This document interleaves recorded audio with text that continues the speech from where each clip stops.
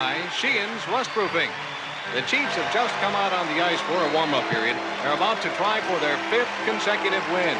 They're getting a good round of applause from their own booster club, who have traveled all the way from Charlestown to be here in Peterborough tonight.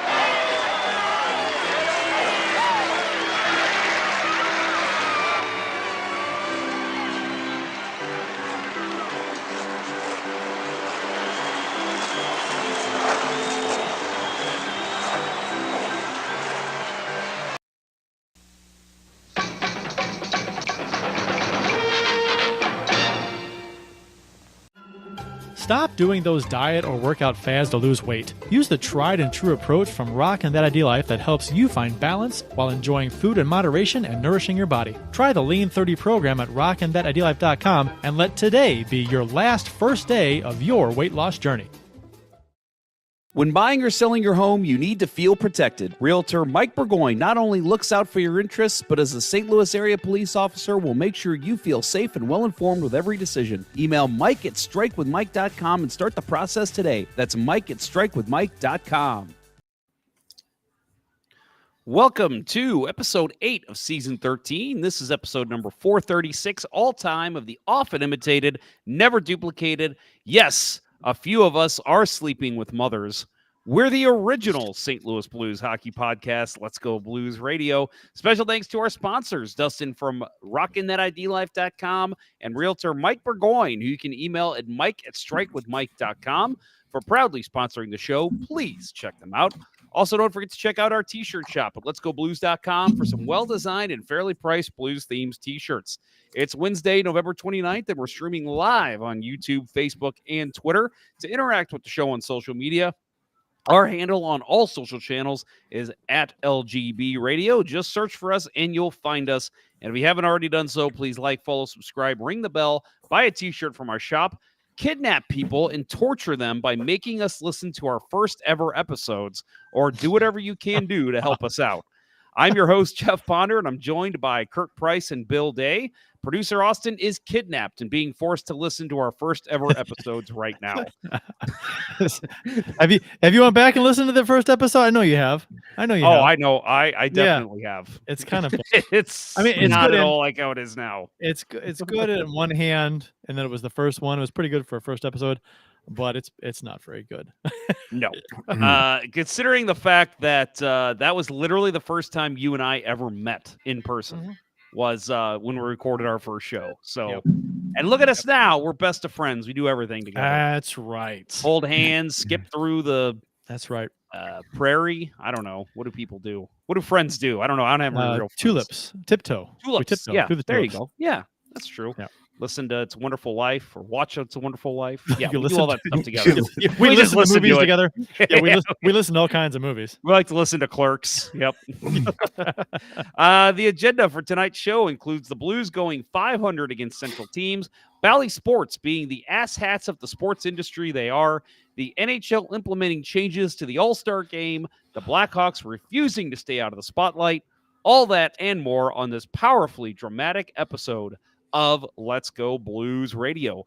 Gents, I was not here last week, so thank you for holding down the fort, as you guys are very capable of doing. And just wanted to say belatedly, happy Thanksgiving, and I hope you guys had a fun time at Global Brew on Friday. The company was great. The beer was great. The game we watched was not at all. No. Had one rogue Nashville Predators fan in the place, giving the when they score, just pissing me off. Yeah, that whole game was like when we went down to Nashville and did about that. What was it? Was it 7-3 or was that 8-3 as well? It was about the same, maybe 7. Yeah. So karmatically we had it coming, but I didn't give a shit because I was deep in the throes of 32 plus ounces of 15% alcohol by volume beer. So I was feeling good. You took home a bottle. I did. Say he took home a waitress. Good for you, Bill. More than a couple, yeah. Oh my! Don't tell Julie. I'll say I'm sure Julie was excited about that. I brought you one too, honey. Get out. Get out of my house. But I brought you one too. Yeah, I actually didn't. So my story with that game. I was just telling. So actually, Austin was here very briefly as we were getting the show ready. Apparently, he's going to Dallas tonight, so he can go to the Cowboys game tomorrow night with his Cowboys fan friend. He's his friend's a cowboy. His friend's a cowboy. You know that cowboy that's outside the Texas State Fair? That's Austin's friend. Is it the Cardinal cowboy? Not the Cardinal. No one's friends with the Cardinal cowboy. Don't tell him that. No. Well, he thinks everyone's his friend. Yeah. Giddy up. Oh goodness. Please don't. But yeah, so we my problem, and this is probably a man problem, is Ooh. I do not know, not like that. I do not know when it's time to throw out clothes. Like, literally, I'll be like, I'll go into stop. Throw out clothes. What are you talking about? What do you mean? Oh, God, you know what I'm talking about. Guys don't throw out clothes. Exactly. Yes. Okay. Exactly. So I wear these like super awesome sweaters that I get from Old Navy. I just think they're cheap and they're beautiful looking. They're called SAS. They're called SAS. Super awesome sweaters. Ah, okay. There you go. You wear a lot of SAS. You wear a lot of SAS. I do. So I wear these things. They're all different colors. They're just, they look really good on me. They bring out my eyes. They're great. So I love them. And so I've been wearing these things forever. And every now and then I'll buy like one, to add to my repertoire. But the wife, I came up from a work meeting, pretty important work meeting a couple of days ago, or about 2 weeks ago. And she's like, "Why are you wearing that old ratty thing?" And I'm like, "That old ratty thing? What are you talking about?" She's like, "You've got stains from the war. What's that called? When it's in the washing machine, you wash it too many times. Ring around the collar. Yeah, that kind of stuff." And she's like, "You wore that into a work meeting?" And I'm like, you know how you rid of that? Huh? Ancient Chinese secret. Can't tell you. Oh my God. You're already driving me crazy this episode. That's what happens when you want a red point. So this is my, yes, exactly. This is what I do to Kurt typically. Yep. Interrupt stories. That's what I do. Yep. So long story short, too late. I decided, hey, Black Friday, they're having a half off everything in the store sale. I'm going to go up and buy a bunch of clothes and replace all that shit so that doesn't happen again. So we spent a ton of money. I got home. We were in line for a while. Get home, and I'm like, all right, we missed the first period of the Blues game. No big deal. Turn on the game. Right as I turn it on, Ryan O'Reilly, 5-on-3 goal. And I think I made it 5-1. And I was like, nope, we don't need to watch this game. And I just turned it off. Like, not putting up with that today. So I literally saw live 20 seconds of the game before I turned it off. Yeah, that was right about the time I was sitting down. I was unable to extract myself from work as early as I would hoped. But yeah, I sat down right to see O'Reilly smiling and like, Jesus, this is ugly. So, oh, Smiley. Smiley. Oh, Smiley. Yeah, that game. I mean, it's really hard to properly analyze a game when you're at a bar drinking and the volume's down. You can't even hear the damn game, and so you're watching, you look up and you look up, oh, someone scored, and you're trying to see a replay, and then you look up a little later, oh, someone scored again. You're like, God damn it. Every time, you look up, Nashville's scoring a goal. Whatever. I don't know. That was bad. That was just a bad showing. Although, you know what? I looked at the Money Pucks deserve to win meter, and for the Nashville game, the Blues were favored, and the 53% of the time, out of 1,000 simulations, they win this game based on advanced stats. Wow. Based on analytics, 53% they win this game. That tells you there's some bad goaltending then, right? That's got to be what that means, according to advanced stats. I mean, scoring chances were there. They had a lot of them, but they just I guess it depends how many times you run it. Because I just ran it again, and the Blues were 50.4 this time. Anyway, Good Lord. it's toss up according to That's the deserve the crazy. winometer, but the Well, scoreboard that just goes says to show different. that just shows to go you. It just shows to go. That is why you watch the games, because advanced stats don't tell the whole story. Clearly, They never. But then you had to watch that game. Yeah, Right? right. And I feel better having not watched that game Yeah. in its entirety. I mean, it's always funny. Ink on paper is never gonna supersede anything that I see with my own eyes. I'm sorry. yep. Just the way it Agreed. is. Well, anyway, Story. how was the rest Sorry. of your guys' Thanksgiving? Any family drama? Anything you guys want to share for the world to hear? No family drama, I don't think. On our end, just a good old Thanksgiving, and took home some leftovers, some turkey from my parents' house, and yeah, it was good. Have you and thrown it out yet? no, I ate it within like 3 days when they say. Okay. So Alright. today's apparently, I didn't know this. Apparently, the Wednesday after Thanksgiving is official throw out your leftovers day. Yep. Well, yeah, I think I probably had it in my fridge in the past longer than a week or longer than whatever it is, 6 days. But they say 3 days to be safe with the Mhm. turkey.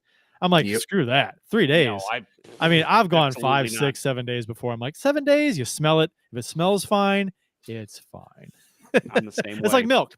It's like milk. You ever take like a gallon of milk and you say, oh man, this is 2 days past. There's like a third of a gallon left. You take the cap off, you smell it, you pour it in a glass, take a little sip. Oh, tastes fine, smells fine. It's fine.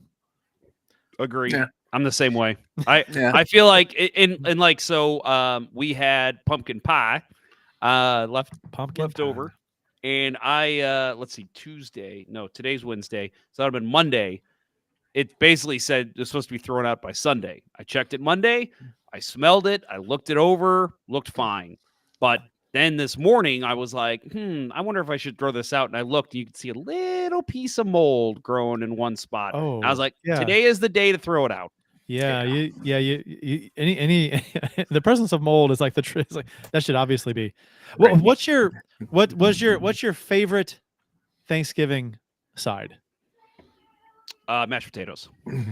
Bill? Green bean casserole. Man, That's a Okay. good one. I'm a mashed potatoes guy too. Mashed potatoes, gravy, the just right amount of salt and pepper. You get some of that gravy and the potatoes mixed in with the turkey. Oh, so good. My wife makes a mean corn casserole. Yeah. Okay. I had that for the first time this year. with what'd you think? actual corn in it, right? Yeah. Yeah. Oh yeah. Yeah. It's tasty. It's like Very- cornbread, but it's like made with corn, right? And there's And are there there's corn flakes a- in it too? Cornflakes? No. Well, the Ooh. one that I have had, Cornflakes the on one top that are my good, wife yeah. makes does. Yeah. I like the one with cornflakes. I've had that. It's Yeah, good. the Good stuff. one. So the cornflakes were on top. We didn't have where I was this year. We didn't have mashed potatoes, which Ooh. we had. What? We had That's a staple.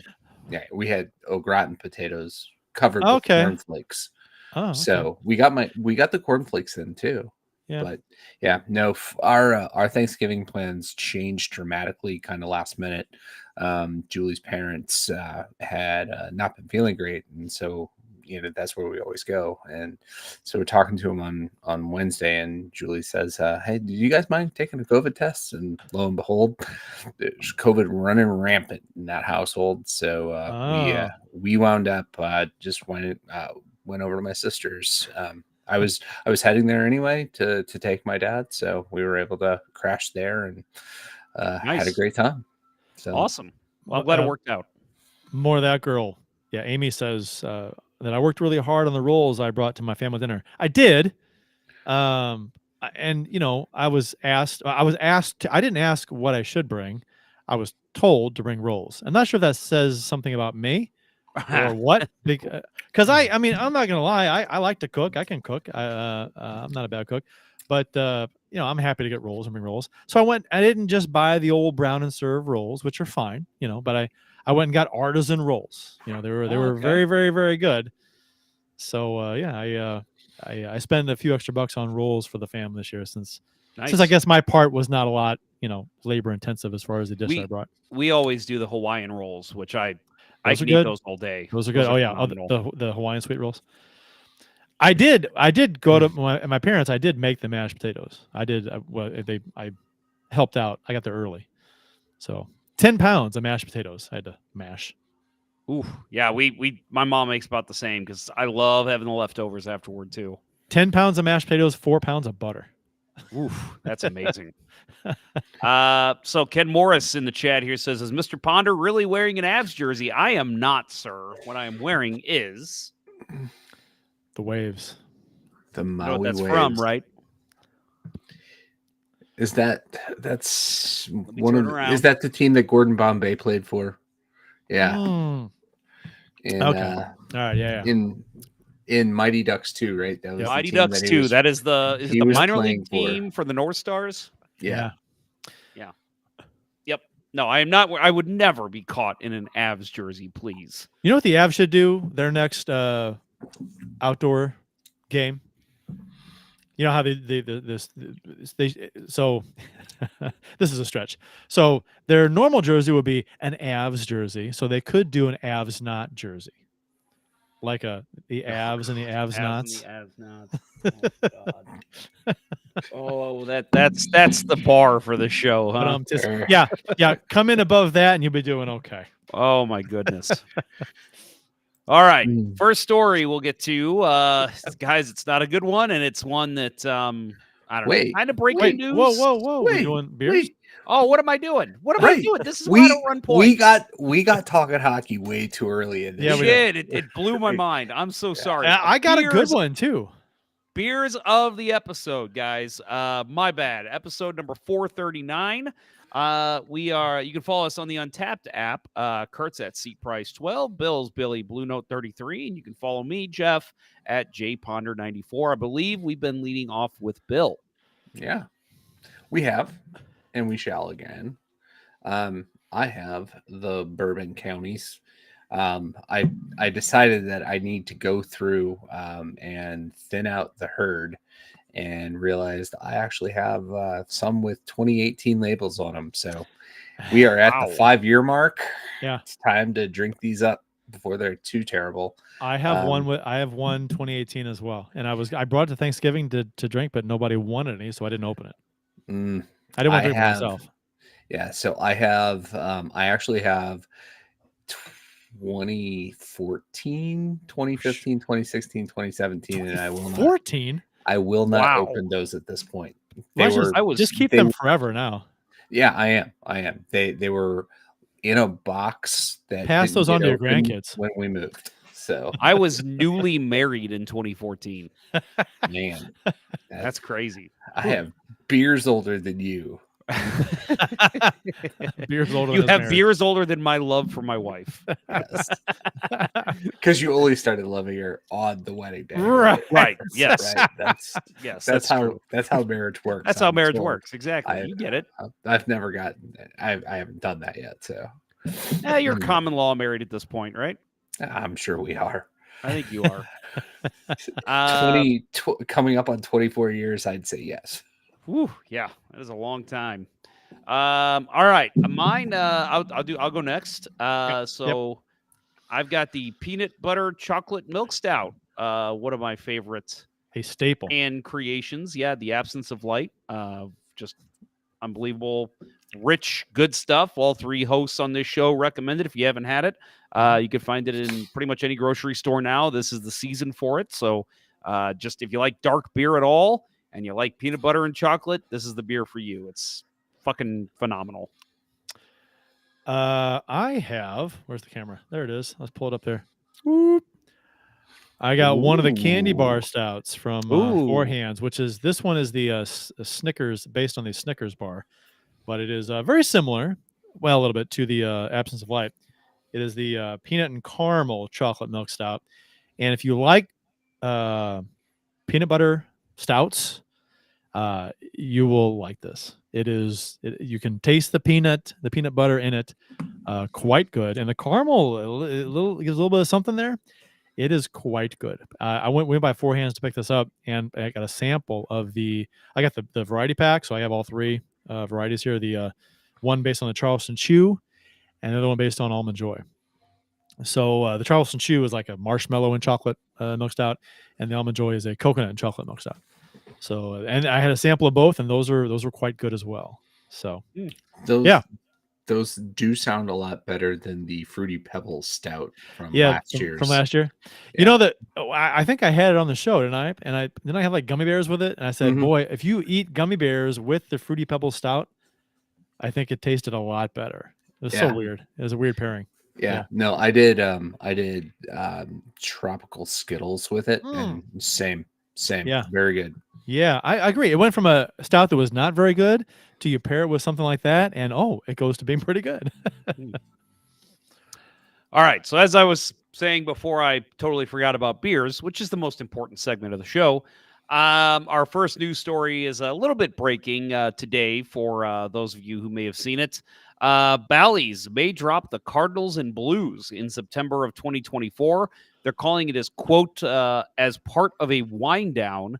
Diamond Sports Group, who owns Bally Sports, revealed in bankruptcy filings that its St. Louis subsidiary, Bally Sports Midwest, posted a net loss of $13.8 million for the 9 months ending September 30th. In 2022, it reported a profit of $2.5 million, the filing said.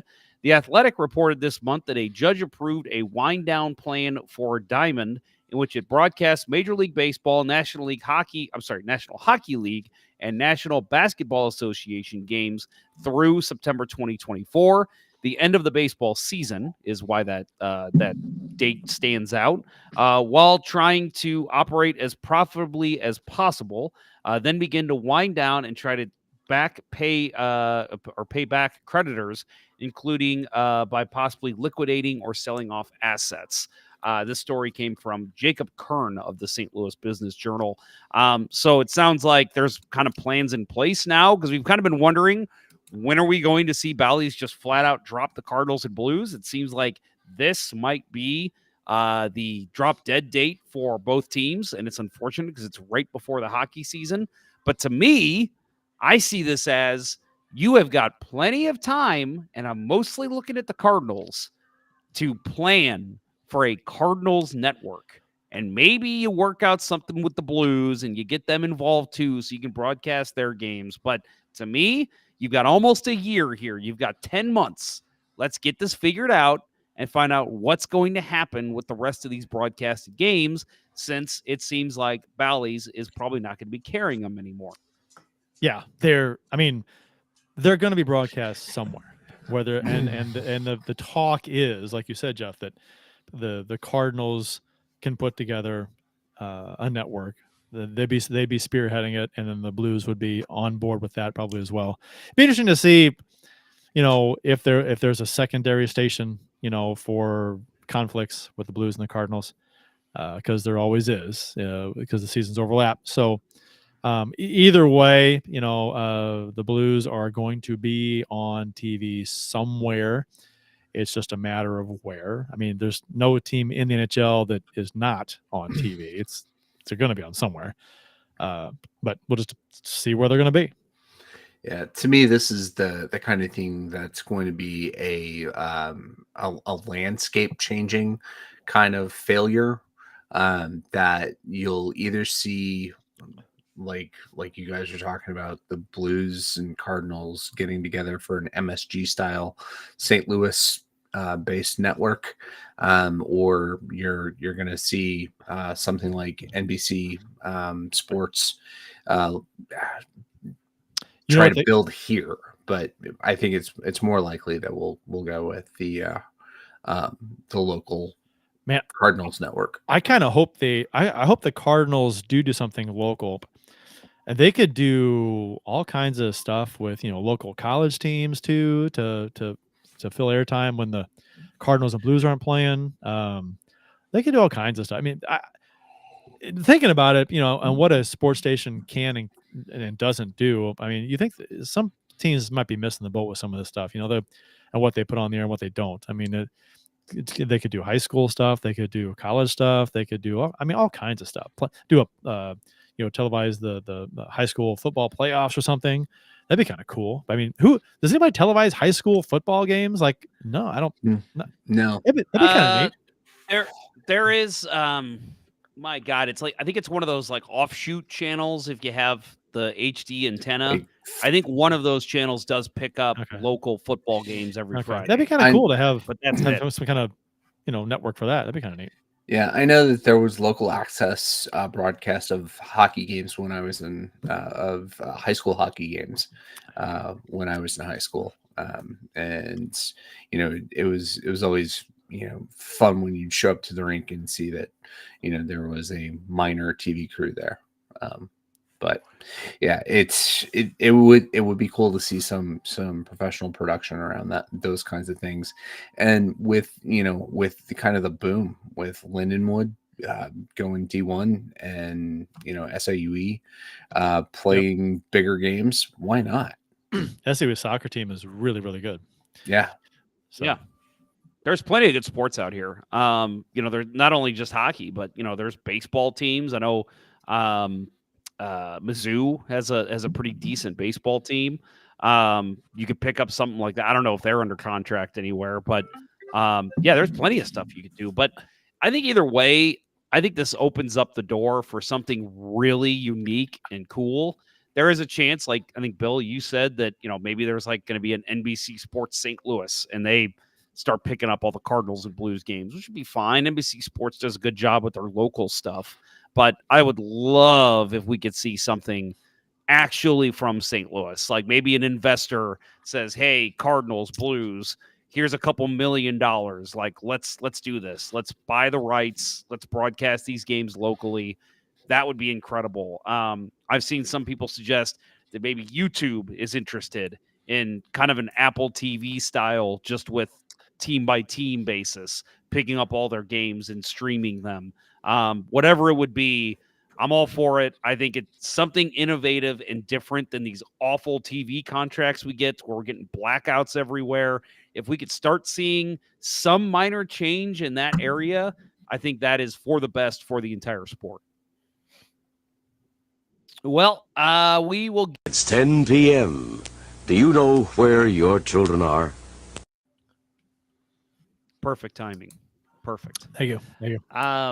We will. Well, I was more saying perfect that it hit 10 o'clock. No, thank you. You don't make the time. No, it's on me. Thank you. I appreciate it. You're welcome. Yeah. You're welcome. Just like the rolls he brought for Thanksgiving. Good Lord, hold the applause, people. My goodness, it's not necessary.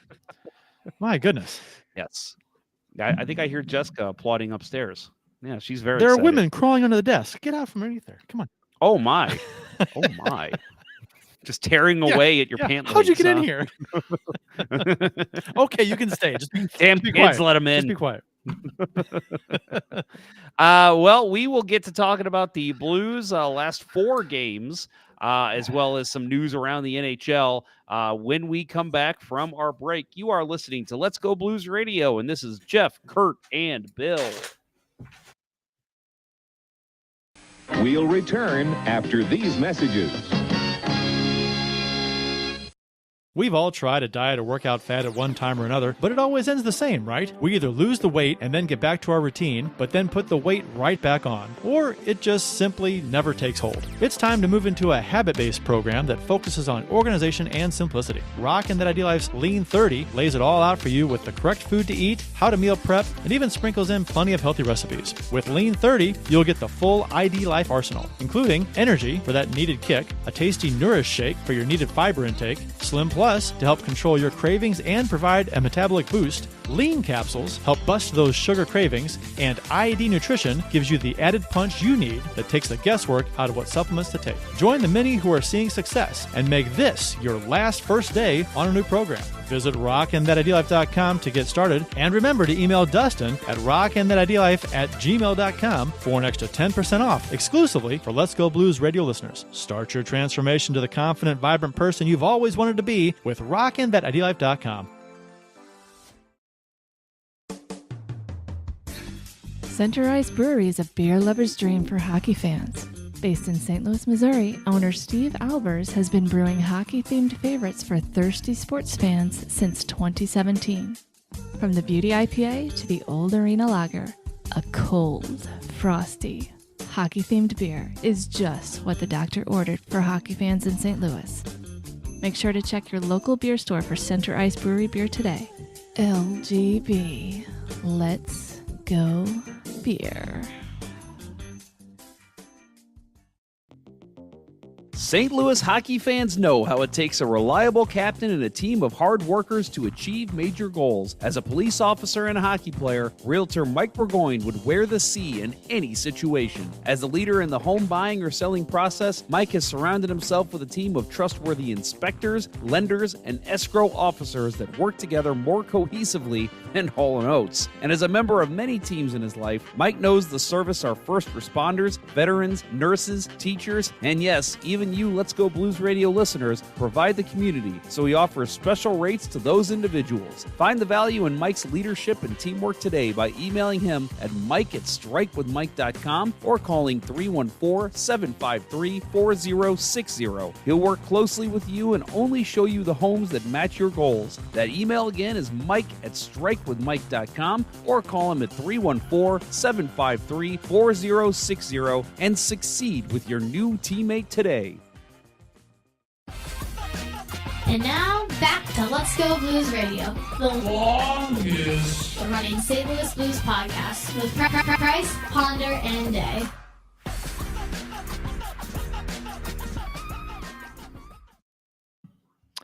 The up and down St. Louis Blues continued their up and downness this week. Since our last show, they had 4 games, 2 wins, 2 losses. 6-5 win versus the Arizona Coyotes, 8-3 loss versus the Nashville Predators, 4-2 win versus the Blackhawks, and the 3-1 loss versus Minnesota. So the game against Arizona. Hey, before we get to that, I just want to ask you guys. So we talk about expectations a lot on this show, at least this season. Were your expectations to come out of these 4 Central games 2-2? Because that was my expectation. And I know I've said this before, that my expectation was for them to go 2-2.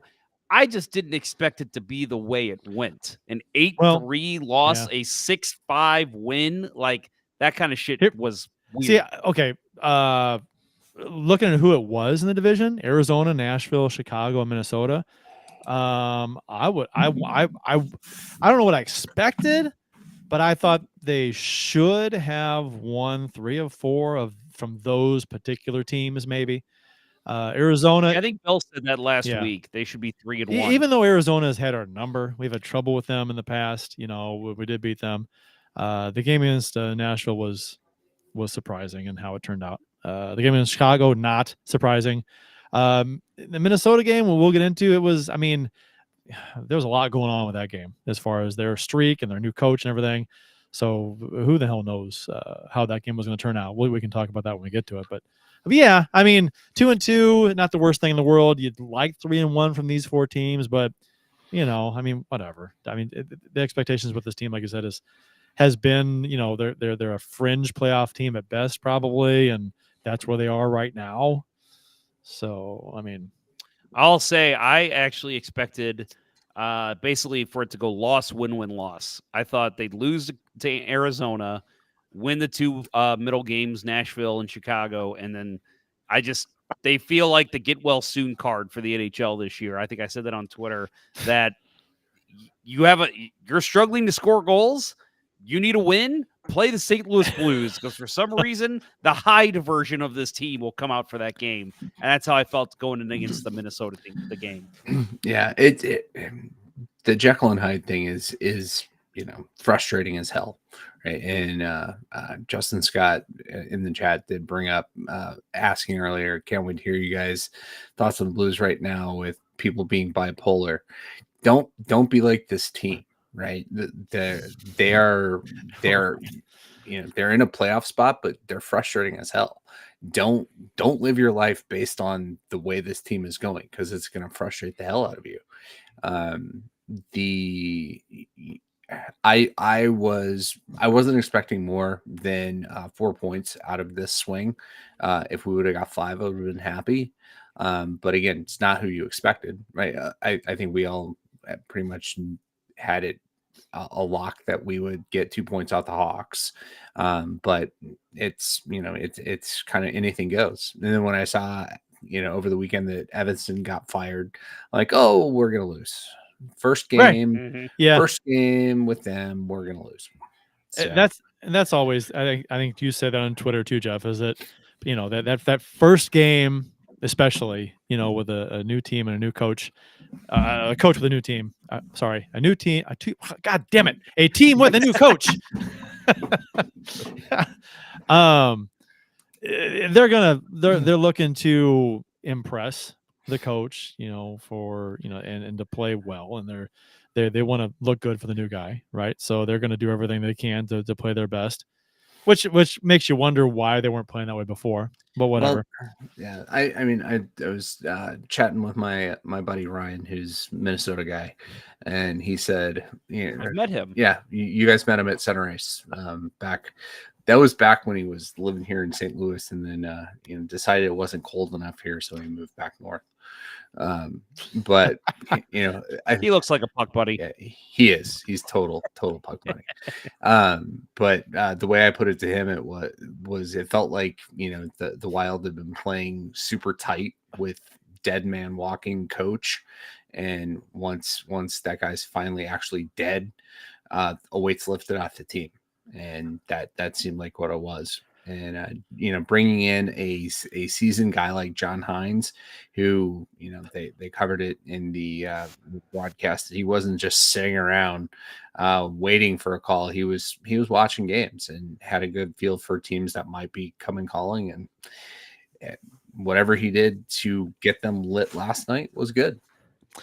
Matt Harris said, to be fair, those crossbars were brutal last night. They had more bars than I did on my birthday.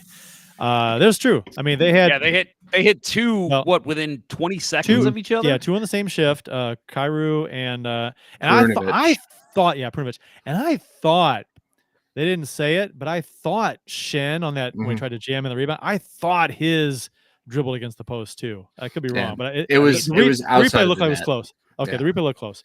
Either way, I mean that was, and then they hit a post later. That was brutal. And especially those, if either of those first two go in, then it's different. It's a completely different game. But Minnesota deserved to win that game. They were the far better team. You just kind of hope that the Blues would sneak it out with the way Binnington was playing. Yeah, and he played a phenomenal second period, especially. Right. I mean, he kept them in the game.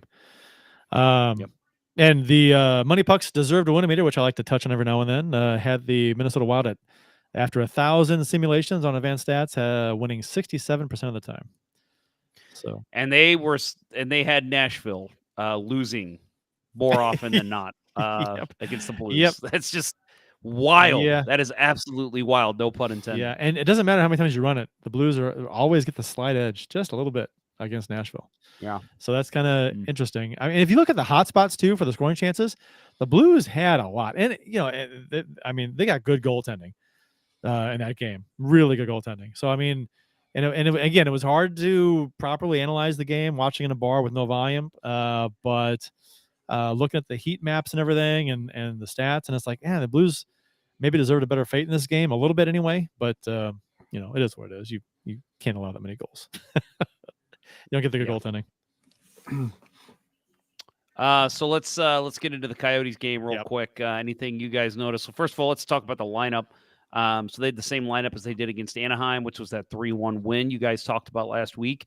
So Perunovich in there with the Scandella pairing. I've said before, I like Scandella. I think he plays better when he's with Perunovich. I think it allows him to play a big game. So I like Perunovich in the lineup. I think you have to make lineup changes after a terrible loss like they had against Nashville. We'll get to that.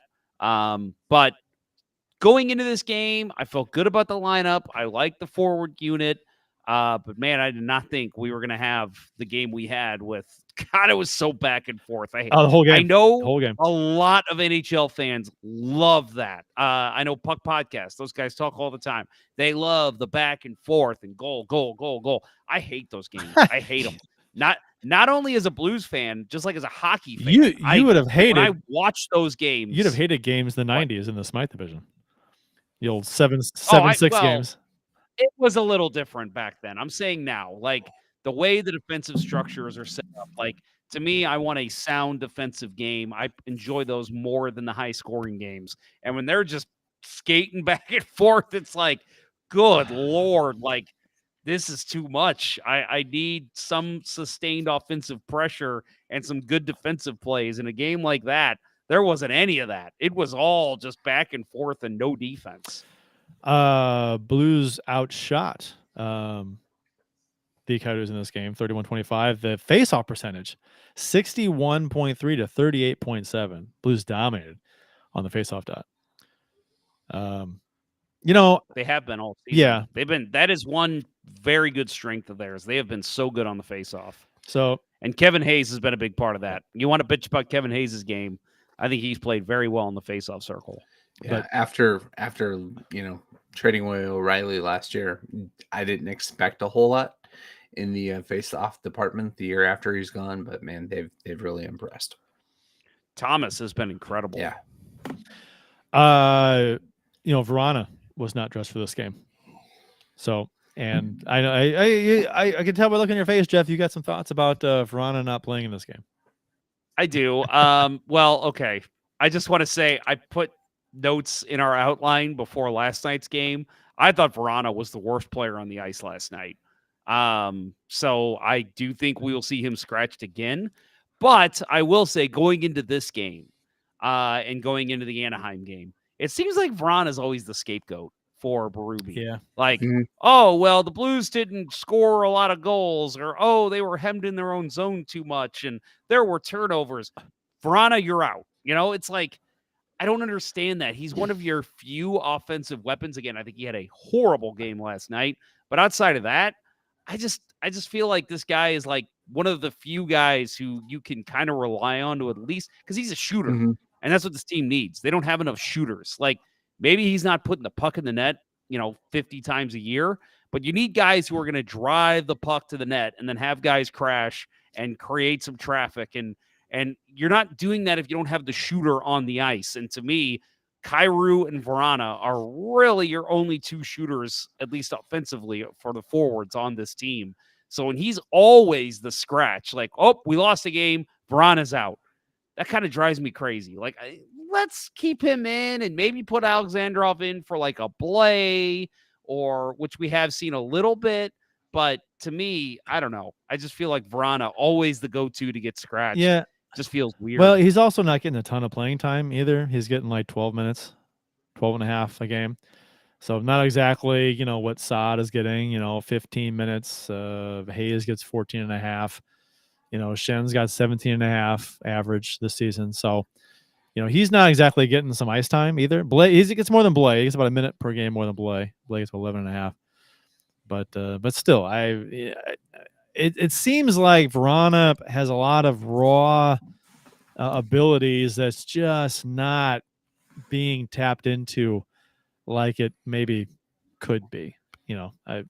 I think for a couple games they were trying to set him up for the one timer on the power play on the half boards, right? And that kind of went away. I guess they weren't scoring, but nobody else is scoring either on the power play. So I don't know. Well, and I think that's what's funny too, is that your power play is clearly, I think you guys can agree, right? That's the biggest problem with this team right now. Is that power play just ain't clicking. The two guys that they are constantly pulling out are two guys that they want to play on the power play, Verana and Perunovic. They're always the two scapegoats that get pulled out whenever there's a loss. And it's like, okay, you want your power play to get going, you need to have at least one of your other power play specialists on that second unit. And when you pull them both out, stop doing that. Like, you're not going to score any goals. Definitely. You're just solidifying that to happen. Yeah. I totally thought when they had Perunovic playing on the first power play unit before, sitting him for a game, I thought the power play looked a lot better and they were closer. But yeah, I think that, with Torrey Krug running point on the power play, it becomes a little more predictable. They're going to look pass first and less fluid at the point. He's not moving, side to side as much as Perunovic will do. So having him come out is not good. And then, not having Vrana available for the one-timer, because, man, the guy's got a wicked shot. It's you're taking away from the power play. And I feel like that's just, Craig Berube, right? He's going to err on the side of defense, and defense is going to win more games than offense is with this team. And it's frustrating because we know that this team has enough firepower for this to be, top half of the league power play. And they're not getting any confidence. They're not getting any kind of traction. And I think having those guys constantly in and out of the lineup's not gonna do it any good. Do you David Miner in the YouTube chat says we fall in love with Vrana because of his hot start and good story, but he's really a bad Kairu on the ice. Well, do you know how many power play points he has this season? None. Mm-hmm. Oh boy. Yeah, for a guy that you kind of want to be. But then again, how many players have points in the power play this year? Pavel Buchnevich on this team. Buchnevich, Krug, and Thomas. Is that it? They're probably the only ones with multiple points. Yeah. I'm gonna pull up. Yeah, it's not good. I'm gonna pull up the stats here for the Blues for power play. Let's see, time on ice. If I can find it. Power play time on ice per game. The Blues. So Vrana is getting 1:45 on the power play per game on average. So compared to Thomas, who leads the team at 3:24.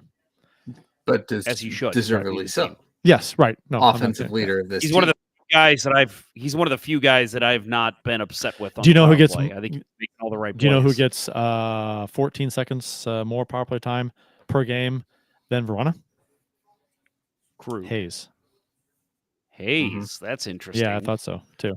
And he can make good passes when he's standing still. And that's what this power play does is stand still. They don't move. So I guess it makes sense. Yeah. Perunovic gets 2:43. So he's up there. Bill, so with this Arizona Wild game, I wanted to ask your opinion. I thought this was one of Jordan Binnington's worst games as a Blue, as an NHLer, I guess. I know we don't like to look at the stats, but 5 goals on 13 shots, that's clearly not what you want to see with save percentage. I thought the second goal, the one that was a break-in, I think it was a 2-on-1, he challenged way too far to the side of the net and made an easy tap-in for Jason Zucker, a wide-open net. I thought he was challenging way too far, and I just thought he was just off his angle all night. I thought, again, I look at every goal, and I'm like, well, the Blues could have played that better. But I'm also like, Binnington was way off his angle and gave way too much of the net to the shooter. Is that a fair assumption, or am I just being a goalie idiot? No, I feel like this trip ruined the Blues goaltending flow that we had going. Starting Hofer, on the front. 2 of the first 3 games of this trip, I think, probably just threw the balance off that was there. On paper, it makes sense, and the Blues usually don't do things that make sense on paper. But I think that the way that the goaltending has been since that San Jose game has been disturbing to me. I think Binnington this is his worst stretch in 2 years. He's off his angles. He's not moving quickly side to side like he was. I'm thinking of the first goal last night. He should have been over on that post faster. Anticipating that pass. I don't think he read that there were forwards collapsed down low, defending for the Blues, and he should have read that and gotten over and cut the angle before Eriksson scored. But going back to the Phoenix game, yeah, I mean, it was just like you had no confidence that, whenever something would come across the line, that he was going to be able to withstand a couple of shots. And, at the time, I kind of thought that the Zucker goal was fluky, a little bit of a breakdown in play. But yeah, anytime you're slid out of the net for a tap in goal, that's there's some fault in the goaltending. I think, okay, let's say Binnington plays that perfectly, like plays it well and then still slides across. He's not completely out of his net. I think there's still a damn good chance Zucker puts that in. But I just think Binnington gave him literally the entire net and left it up to the defense to be like, either poke it away or block it, because I'm not going to be able to get across in time. And to me, that's just not good goaltending for that goal to go in. And I'll add too, and I want to ask your real quick last opinion on goaltending here with this game. The one that got him pulled, the Schmaltz goal. I actually thought that was I don't know how to word this, the best goal that he gave up. And people instantly were firing at him on social media. Oh, you can't give that goal up from there. Colton Parayko, as good as he's been this year, there's no way Binnington saw that. Parayko was right in front of him. The shot came out from the top of the circle, and I just thought, man, there is no way Binnington could see that over his 6'5" goaltender. Is that again? Am I right on that, or could Binnington done a little bit more to try and see the shot? I think at that point Binnington's rattled and just not positionally sound. I think if he's on top of his game, he's finding a way to look around Parayko, and at that point he's just like, what the fuck else is going to go wrong in this game? Oh, that just went wrong. Yep. Yeah, I see. Ken Morris adds great analysis and comments from Bill.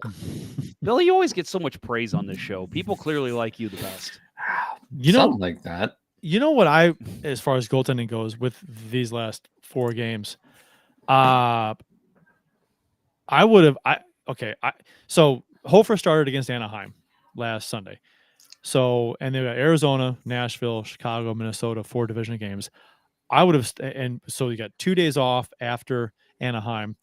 I would have started Binnington against Arizona, Nashville, Chicago, and Minnesota. I don't care that he didn't have a great game against Arizona. It's a big division game at home against Nashville, and they started Hofer. I thought that was a mistake. I didn't like starting Hofer against Nashville at home in a division game against a team that's a handful of points behind you. There again with a new coach, they're going to come out on fire. You've got a number 1 goalie, a division game against a division rival in your building, and you start your backup. I don't get that whatsoever. I thought in Binnington's numbers at home too have been insane. Yeah. So yeah, I agree with you. I think you start either way. Yeah, he didn't have a good game. Hofer came in and played phenomenal. 13 saves on 13 shots in Arizona. Good for him. But he's fucking backup goalie at this point. Yes. Like it's not a 1A, 1B situation. No. This is your starter gets the division a division rival. I mean, you're going to be battling with the Predators for playoff position probably this season. And you start your backup at home. I hated that decision. And Hofer didn't play well. Yeah, unless they sat them down before the San Jose game and said, this is the plan and we're sticking to it. And I don't think that happens with this team. I think it's, game day decision at best. And, maybe they looked at Binnington's day game numbers and said, well, we got 2 of these coming up. Well, we don't trust them. But statistically, you got to go with the home game, given his numbers. And Bill, I know we've all said it, but I know you have said it probably most. This organization has never been able to figure out how goaltending works. Ever. Even when it was run by John Davidson. Yeah. The only reason that someone could say why you start Hofer against the Predators is because of how Binnington played and how Hofer played in the game before. That's one game. You know who Binnington is. He's not that guy. you're going to start him against your division rival. Bennington hadn't played since the Kings game, the previous Saturday, right? So, I mean, because Hofer started against Anaheim. Well, he played Arizona. What I'm saying is that, oh, you're right. But he was pulled. Right. Sorry. But no, I start him in Arizona, Nashville, Chicago, Minnesota. Run Division the table, games. all 4 division games. Yes, and there's no back-to-backs there. And before the set of 4 games, there was 2 days off. So it's not like you're just starting him 5 games in a row. The only one that I consider is, and I know you guys will disagree, the only one I consider starting Hofer is Chicago, because they are that bad. And it's like, I mean, I get it, but if you just feel like you need to get your backup in, you do it against the worst of those 4 teams. Here's the thing. I get that, but I agree with you though, 100%. All 4 stars should have gone to Binnington. See, to me, I mean, and I know that the Blues outplayed Chicago. The game was not as close as the score. It could have been 6-1, but it was they couldn't put as many goals in as they probably should have, and the Hawks got a late goal to make the score seem fairly close. But yeah, I mean, I don't care who you are. I don't care how bad Chicago's playing and how well the Blues are playing. To me, your number 1 always starts against Chicago, just because it seems like more times than not that Chicago Blues rivalry is weird things happen, right? And they know, the players know it's a rivalry. The fans are up for it. You put your number 1 in that game, unless it's a back-to-back and you play a really good team before. Whatever, but I mean, generally speaking, in this case, yeah, it's again to further your point, and against my point that I made is that you don't want your backup going in against a young phenom like Connor Bedard either, and having him rattle off 5 goals and if he does that to Binnington gets over it the next game and he's fine. Hofer, you don't know. This is still his rookie season. People forget. I like to start the number 1 more than Berube tends to do. Oh, I do too. Right. So I'm not a 60-40 split guy or a 70-30 split guy. I'm play the number 1 as much as you possibly can. There's even some back-to-back games that I'm like, yeah, put Binnington in depending both on the opponent. Yeah, I agree with you. There was one game, I think it was 2 years ago, where they only allowed 15 or 16 shots in the first game of a back-to-back. I'm like, put Binnington back out there for the second game. He didn't get that much work. Right. Give me Grant Fuhr 97-98, right? Yeah. 72 games or whatever it was. Maybe not quite that many. Yeah. But yeah, no, I'm with you. Crazy. I'm with you. Right. No, wasn't it 81 games? It was he didn't start like half a dozen. It was it was hurt because he was hurt for a while too. That's the only reason that Casey got in the game late in the season, right? It was later in the season. I think he was hurt. Yeah. So, but yeah, no, I think, like I said before, I think they screwed up the flow with the goaltending when they made the decision to go Hofer first game, and the second game back-to-back nights. To your guys' point about not being afraid of going with number 1 in back-to-back games. The LA game was a shit show. But I think you still put Binnington out there. He's your number 1. Yeah, and 95-96, Grant Fuhr, 79 games. Yeah, 79. That's a lot. That was amazing. and the only reason he missed the first game he didn't start that season was because he had tweaked something and they started Casey instead. Yeah. Those were the days. And Grant Fuhr, the guy that would give up 5-6 goals a game, but still had a above 500 record because it was a different era. Yeah. Yep. Yeah. But I'm not quite that extreme, but I'm I'd start Binnington, 8 out of 10 if I could. I almost feel like, and I know that goalies, right, Bill? Goalies always want to play. They want to always be in, but I almost feel like you go to Binnington almost every night and say, how you feel? You want to go tomorrow night? And, if he's like, hey, listen, I'm nursing this knee thing, but I'll play if you want me to. You know what? No. We'll go to Joel. We'll let Joel take this one. But, I feel like you just go to Binnington and say, you're our starter. What do you think? Can you go tonight? Can you go tomorrow night? Sure, I'm good. Okay, you're our starter. Yeah, see, the one thing that this gets me thinking about is that there's an idea that Bennington, if the right price is named, Bennington could be traded, right? That's the only reason why you're putting Hofer into so many games. The schedule is not that grueling right now. No. We had one back-to-back in on that road trip, right? And it there's no reason to be putting Hofer in there. I mean, do I want a backup goalie with a lot of confidence? Yes. But right now, they're both not playing the best hockey. And I think it just seems to have stemmed from that road trip. The beginning of that trip. Well, and I think a lot of teams, and maybe and I don't know, maybe I'm just using recency bias here, but I think a lot of teams look at a guy like Ben Bishop, who was a phenomenal goalie. We all know it, but he had some crazy injury problems. Mhm. He'd be out for weeks on a time, and when he was starting for Tampa, it was, oh shit, we need a quality backup, and oh shit, we got to make sure this backup gets games in because he'll be ready when Bishop goes down. And I think a lot of teams looked at that kind of situation. Maybe Kerry Lettinen comes to mind too.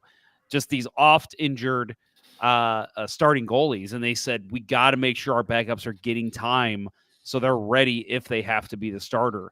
And I think that has just ruined a lot of the goaltending. I think that's why we're seeing a lot of this 50-30 split, 40-40 splits, because teams are like, shit, if there's an injury, we got to have this other guy ready to go. You pronounced Letton's name wrong. Letting them It's in. letting goals in. It's Kerry letting him in. Letting them in. Yeah. It's second best nickname to Andre Red Light Rasico. Hey, yes, that's a good one. I want to point out Ken Morris brings up a good point. We talk about goaltenders of old. Glenn Hall played 502 consecutive games. That's Bob Gibson shit right there. You look at the Bob Gibson stuff in pictures. That's how this is. This is nuts. That's old time pitchers when they had 30 wins in a season and 28 complete games, right? Yep. Right. It's like, whoa, golly. Right. Yeah. The pain threshold was insane. And Glenn Hall puked before 502 consecutive games. Yeah. Yep. That was a trivia question we had back when we did Blue Note trivia. So we talked at length already about the Nashville game, the 8-3 loss. Let's not talk about it anymore. Yeah, O'Reilly did score in this game. Well, let's talk about the tribute video. Was nice to see. I thought that was, you knew they were going to do it, but obviously this one carries a little more weight. Petrangelo left on his own terms. So it was, a little bit of, he left because he wanted it. He not only did he leave, he turned down a very good offer to go elsewhere. So yes, but this is a different situation when you look at the Cup heroes. You think of the three, right? It was Petrangelo, O'Reilly, and Binnington. Yep. And so this is the second of those heroes to come back and have that moment. And this was a little different because he got traded, then he signed elsewhere. Unfortunately, signed with a rival. But clearly he has still got love here. I heard, and I know there was Nashville fans in the stands, but I did hear some cheers when he scored. So it was nice to see him back. And, the Blues, they gave him that custom painting, was commissioned because he reached that 100,000. He played in 100,000 NHL games, guys. That's a new state record. That's 1,000 NHL games played. But I thought it was cool to see the tribute video, and I was not watching live, so I don't know if Bally Sports fucked us over on that like they did with David Perron, but I'm sure they did. Let's just assume they did. Right. And memo to St. Louis Cardinals network, get that shit right. Right. Oh, yeah. Don't follow some stupid corporate, this is our programming protocol. Cover the important shit, the emotional shit that we just eat up. Don't cut the break in the middle of Charles Glenn's last national anthem. Right. But you can watch it on the website later. Oh God. Yeah. Well, the thing that what all you have to do, because now they're inserting commercials in between whistles sometimes. Like they'll throw in one of those 15, 20-second commercials, which I don't like, but I don't hate. It's fine. I get it. They will need to make all the money they can. So all you got to do is when because when they're going to run that video, all you got to do, cut out one commercial and then let people see the tribute. And then the next whistle, just play another commercial. There you go. Problem solved. Everyone's happy. But we have to see the Auto Loan Pro. Well, but the next He's whistle, the real pro. The next whistle has scheduled commercials to go already, so they don't have time. You know what I mean? If they bump a commercial, they don't really have a place to put it in otherwise. Yes, they do. But if I'm one of those, they don't take so many commercial breaks. Right. Yeah, but I'm saying that when they focus out, like they show the game on half screen and they put another commercial up on the right, just do that. Do that with another commercial. I bet you that there's money involved. Well, I bet you that those ad rates run differently, different prices, probably, and they certain people don't pay for certain things. Now, I do wonder sometimes how it works when they don't have enough commercial breaks, like if there's just not a stoppage, and they have to take back-to-back commercial breaks. I imagine that every once in a while somebody gets bumped. A commercial. Oh, it's happened. But because they do the commercials at what, the 6-minute, 10-minute, and 14-minute mark. Yes. So I know that after the 6-minute, I think it's once it's under a minute 30. If they haven't taken their commercial, they just don't take it. And for whatever reason, there's like a power play or goals, bunch of goals scored. They just won't take it. So that happens. I wonder if those are. I assume that the client is not paying for that ad time if they don't get it. But if I'm somebody like the Auto Loan Pro or one of the local people that are advertising, like this is just me, but I would be like, if there's an important thing going on, like a tribute to David Perron, bump me. You got to stay with it. Obviously, regardless of how this works out, you have to stay with the tribute. You do that. Yeah. Like Bill said, here's what you do. Then you go on social media and you say, hey, just to let you all know, I told Bally Sports to bump my commercial so we could see David Perron's tribute. Then guess what? You're getting a shit ton of social media love. Yeah. Happy to bump our ad. We're happy to bump our ad so Bally's could show the tribute video. It's not a hard thing to do. I think you're right, Bill. I think companies would gladly do that because they would get praised if they announced that that's what they did. Right. Even Car Shield, right? As if they don't have enough ad space. Right. We're gonna cut you out. We're gonna cut out Ryan O'Reilly's tribute so that we can show a commercial with Ryan O'Reilly who doesn't play her anymore. Well, would you say that Car Shield? Would you Car Shield's? Jesus Christ. I would say that their commercials have been pretty effective. Okay, effective is the wrong word because I don't know the return on because you bought a Car Shield policy. No, no, never. But the thing they're is, doing well. I personally enjoy the commercials. They're kind of viral amongst St. Louis Blues fans. Everyone knows. The Car Shield commercials. And so, and I bet, but most people probably don't quite know what Car Shield entails because they don't talk about it a whole lot, even if they try to. But no, people like the brand to association with the fun commercials. Right. No, this year's commercials. Right. They're definitely a hockey brand, and they get hockey better than most companies in St. Louis. But this year's, most St. Louis thing, it's fun, right? I don't tire of watching them. Maybe I'll change my tune when we get to March and we're still seeing the Pat Maroon arm wrestling Fredberg thing. You know what? It's interesting because it is kind of cool to still see Pat Maroon and O'Reilly doing these commercials. With Shen mixed in, right? So that's kind of cool. They are nationwide too. Those commercials aren't, but Car Shield is. Right. And they're doing very well, and I'm happy. It seems like a St. Louis company. I mean, I don't. Their junior and peewee teams are fucking insanely good too.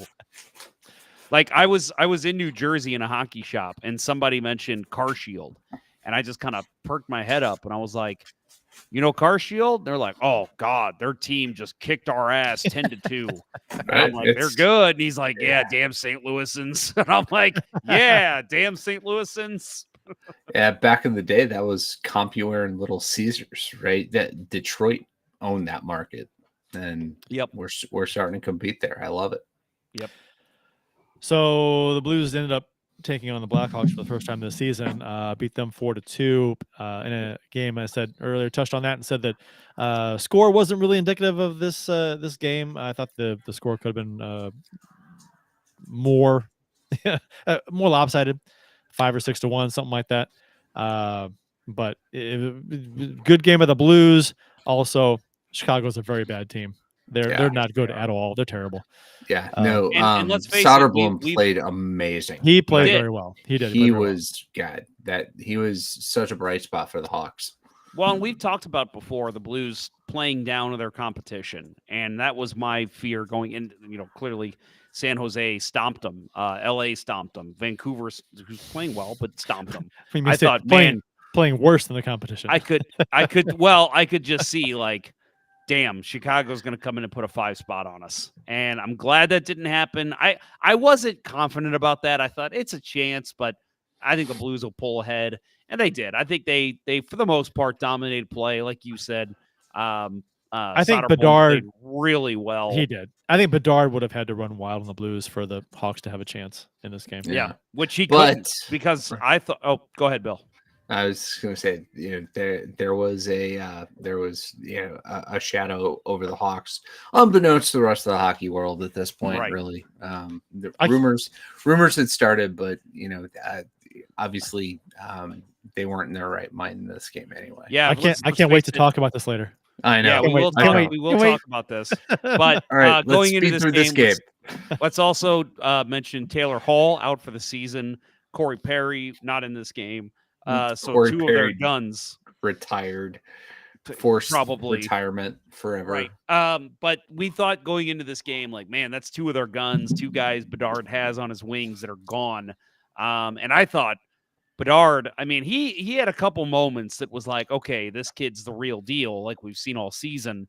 But I just thought, man, Colton Parayko, specifically Colton Parayko and Torrey Krug. There was a couple times that he would start to make a play. Like you could see him coming in from the half boards, and then you'd cut a little bit to the net, but then he wouldn't get a shot off because Parayko would be right there to either body him up or poke the puck away. There was one specific play I remember, I think it was in the second period. Torrey Krug stepped up on him and knocked him off the puck. And I'll give Nick Leddy credit, which I haven't done a lot of the past 2 seasons. That Nick Leddy was playing good positional hockey on him and his entire line as well. What's that? Radish. Radish is having a good year too. He didn't really get anything going because the Blues were just all over it. I thought the Blues defense, again, a bad Chicago team, but it's worth giving credit that the Blues did not let Connor Bedard get anything going in this game. And I thought they played very well against a high-powered kid.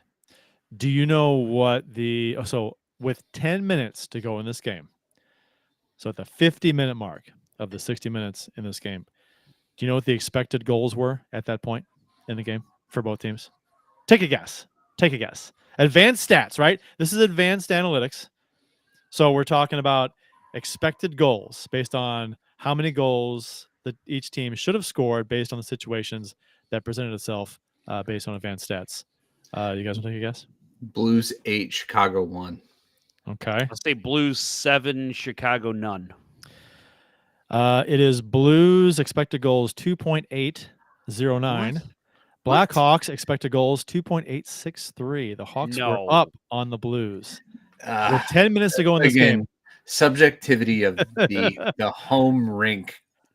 Yeah, and I'm sorry. This to me again goes to, this is why we watch the games and we don't just go off analytics every game. That's why I kind of brought it up. And the Blues did take off after this. And then they scored a couple minutes later, and then they went up to 3.548, and the Hawks were at 2.863. So, but yeah, Parayko has been awesome this year. That's why I'm not shame to hang the jersey behind me. Yeah, David Miner. Yeah, I'll say I have hidden my Colton Parayko jersey away in my closet the last couple of years.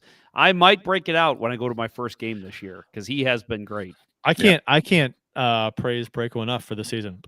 For as much as we've kind of ripped on him for being disappointing the past couple of years, he has been phenomenal this season. Yeah, I was going to say he is like, I felt like the last couple after Pietrangelo left, there was, always been talk that he had a back injury that was keeping him, holding him back. His back was holding him back. But his back was holding him front. Yeah. No, that's Corey Perry. Oh, jeez. All right.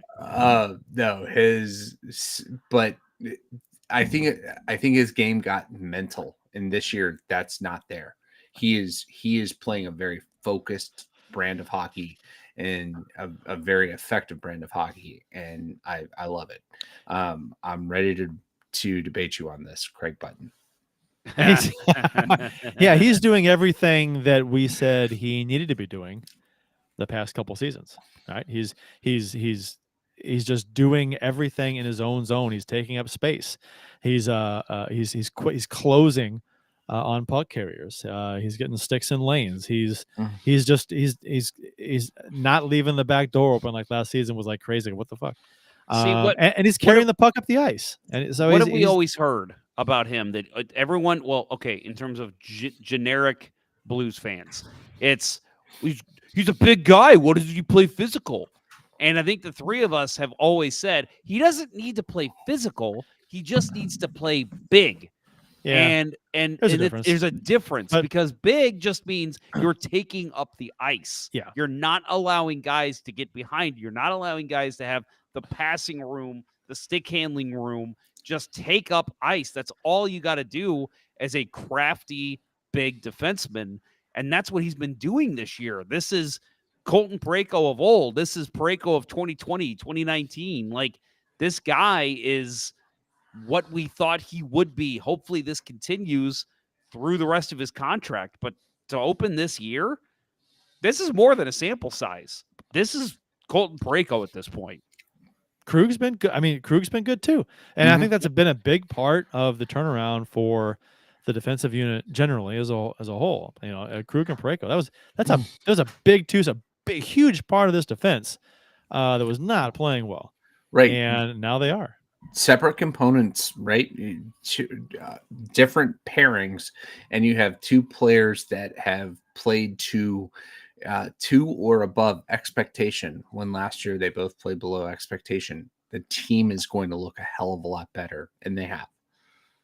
Now, I know that some of the backlash I've gotten talking about Krug's defensive ability and his offense is starting to pick up.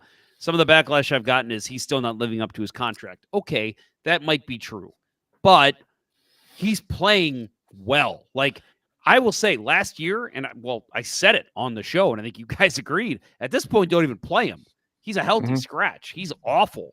At this point, you take him out of the lineup, you're an idiot, because he is at least, I actually think, and again, don't hate me, I don't know if you guys will agree or not, I think he's playing better than Falk. Falk, I was thinking about this last night, right? That Falk is just he's been invisible for a bunch of games. You expect him to have a good game against Minnesota, where he's from, and it was like, very ho-hum, just not very noticeable in any way. I don't think you can't have that with him. I don't think he's been bad, but I agree. I think in order for him to be effective, you've got to notice him. And I don't feel like we've noticed him enough. Yeah. But I'm not going to say he's playing poorly. It's just we haven't noticed it as much. Ken Morris says Team Colt 55 with Jeff, and that would mean Colt up. I should have worn my Colton Parayko jersey. Maybe I'll do that next week. The Chicago game did kick off the dad strip, which the Blues have traditionally played very well in the dad strip. I think good thing it was the mom's trip. Yeah. Oh God, the jokes keep coming. Just like Corey, just like Connor Bedard's mom. See, you guys are part of the problem. You guys are part of the problem. What are you talking about? We're part of the problem. We get to fucking have fun at the expense of the Blackhawks. We're a fucking Blues podcast, and we're not associated with the NHL. We can say whatever the fuck we want. Did you see that the Hurricanes picked up Corey Perry off waivers, and then they and then they immediately canceled the mom strip.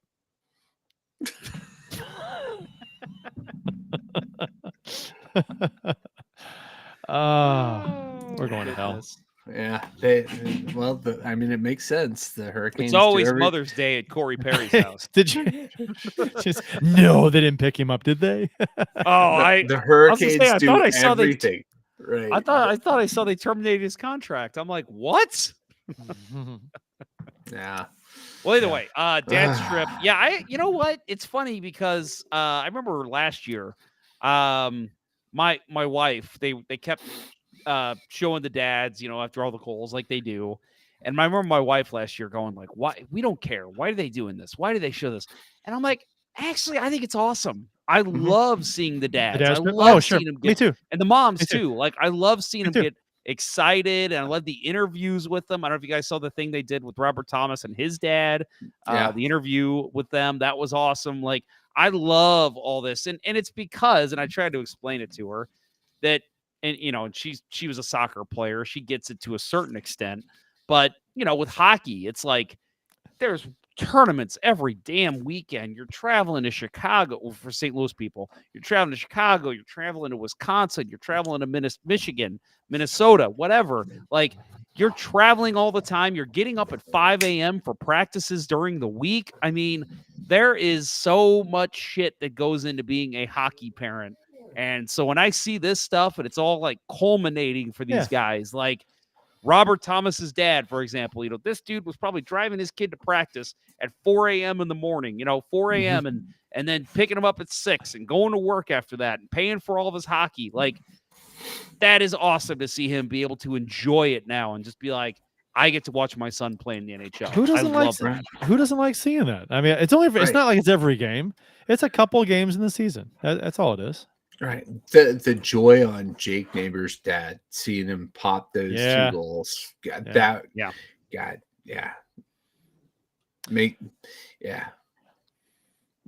Good team, good game against a bad team. That's a good summary for this game. Yep. Matt Harris says, well, we've been calling Perry a motherfucker for years. Guess he finally wanted to prove it. We should say that is not true. With the rumor that went out there is not true, but it's fun to talk about. It is. Well, do we really trust the Hawks to tell us the truth? Yeah. Well, we'll get into that in a minute. We will. And the Blues did lose to the Wild 3-1 on Tuesday night. The Wild, before this game, they fired Dean Evison as their head coach, and they hired John Hines in his place. Brunovich was in for Tucker. Brunovich should always be in for Tucker. I agree. Especially in Minnesota, right? Much faster team. Yeah. Right. And again, like Minnesota, I think they're the most penalized team in the NHL. No, they're the worst penalty kill in the NHL. So you need a guy out there for the power play. Yeah, right. Until they have a 4-minute minor against us and we have one fucking shot on goal. Yeah, and so they talked about Minnesota having the worst penalty kill in the NHL coming into this game, and the Blues were the second worst power play. So you figure, we've got the statistical advantage. Can you imagine here. having a worse power play than the Blues? Something's gonna, somebody's gonna come out on top. And you figured it was gonna be, I mean, with everything going on with Minnesota and the new coach and the players wanting to play up and to impress the coach to because he's new and you want to impress the new guy, the new boss, right? So, and Minnesota played a very good game. I thought they played really well. They took away a lot of the Blues passing lanes. What I was impressed most with on the power play is that I love the bumper play. We've talked about this before, where the Blues pass down low and do a quick little bumper pass where the forward slides back away from in title on the goal, slides away from coverage from the defense in that soft spot between the offense and the defense. So pass from the point down low, and then a quick pass to him sliding back.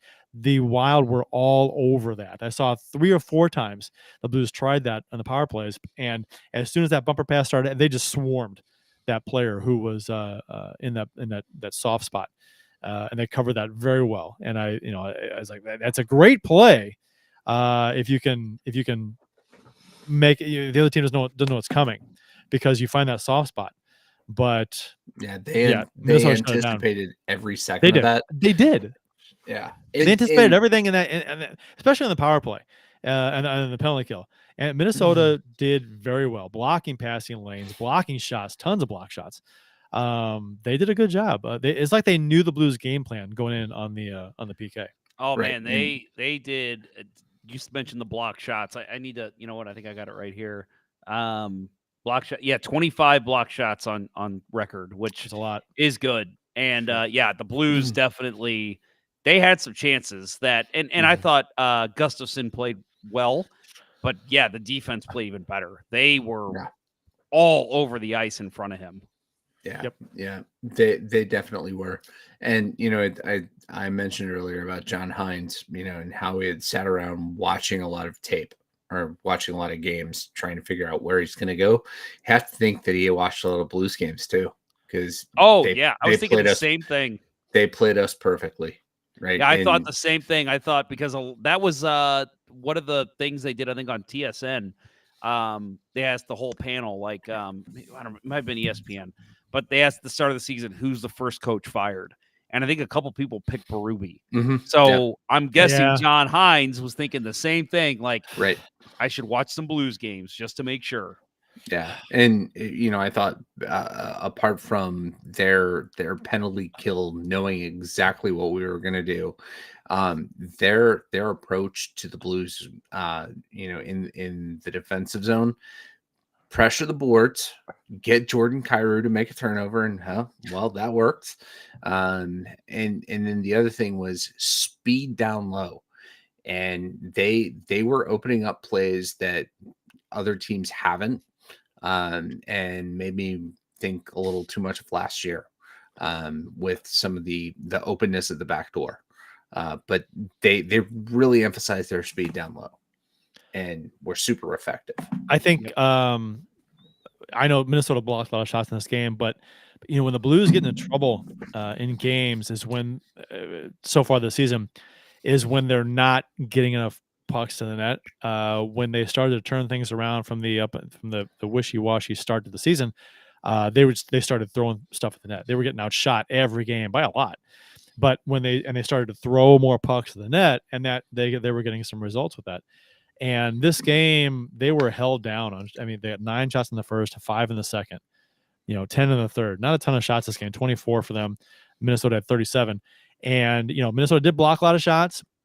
But I mean, just not getting shots through, not shooting, not being as predictable, and not getting enough shots quickly. Like Kyrou, for example. There were a number of times in this game where he'd stick handle into traffic, into the slot, which is fine if you want to get a certain angle, but you got to get that shot off quick. Because if you're going into traffic, there's sticks everywhere. You're going to have guys trying to poke the puck away from you. There's guys going to be going down to block shots. I found it was almost like a Tarasenko syndrome where I'm like, get the fucking shot off quicker. Don't Tarasenko would dust it off, and Kyrou was coming across, and he would he bear down a shoot, and he'd wait a half second to change the angle and try and shoot. And it was getting blocked so much, and it was just a stick would get in the way at the last second, or a leg would get in the way. And I'm like, he's just not. I mean, this is oversimplifying it, but I think a number of times he's just not shooting quick enough. He's not getting the shot off, and something's happening. His opportunity closes in that fraction of a second that he delays, and it's taken away. And I saw that happen a number of times last night against Minnesota. So, and the team in general, like I said, throw the puck in the net, especially in the power play. Go crash the net, throw the puck in the net. 24 shots on net, not going to cut it on most nights against most teams. So, I mean, it's a thing where you saw results earlier in the season when they did that. So I'd like to see them get back to that because I think There's they're you're shying away from that. You're mentioning Kyrou. There's a lot of Kyrou talk going on in the chat right Yeah. now. I'm not from Justin Scott. I'm not a Kyrou hater. I think he's been better defensively, but he's got to find the back of the net. He hit the post. He was okay. He was unlucky to Sorry. hit the ball. Yeah, he was unlucky there. I know he hit the post. He was unlucky there. And then Matt Harris says, "I'm still the number 2 Kyrou supporter. I just need him to figure it out already." And then Justin Scott responds to that. He has potential to be a star, but just hasn't found it, man. I agree. I think I said this 2 weeks ago that I actually don't hate his game this year because I feel like he's trying to become a complete player. And again, if there's going to be a year to find your complete game for the St. Louis Blues, it's this season.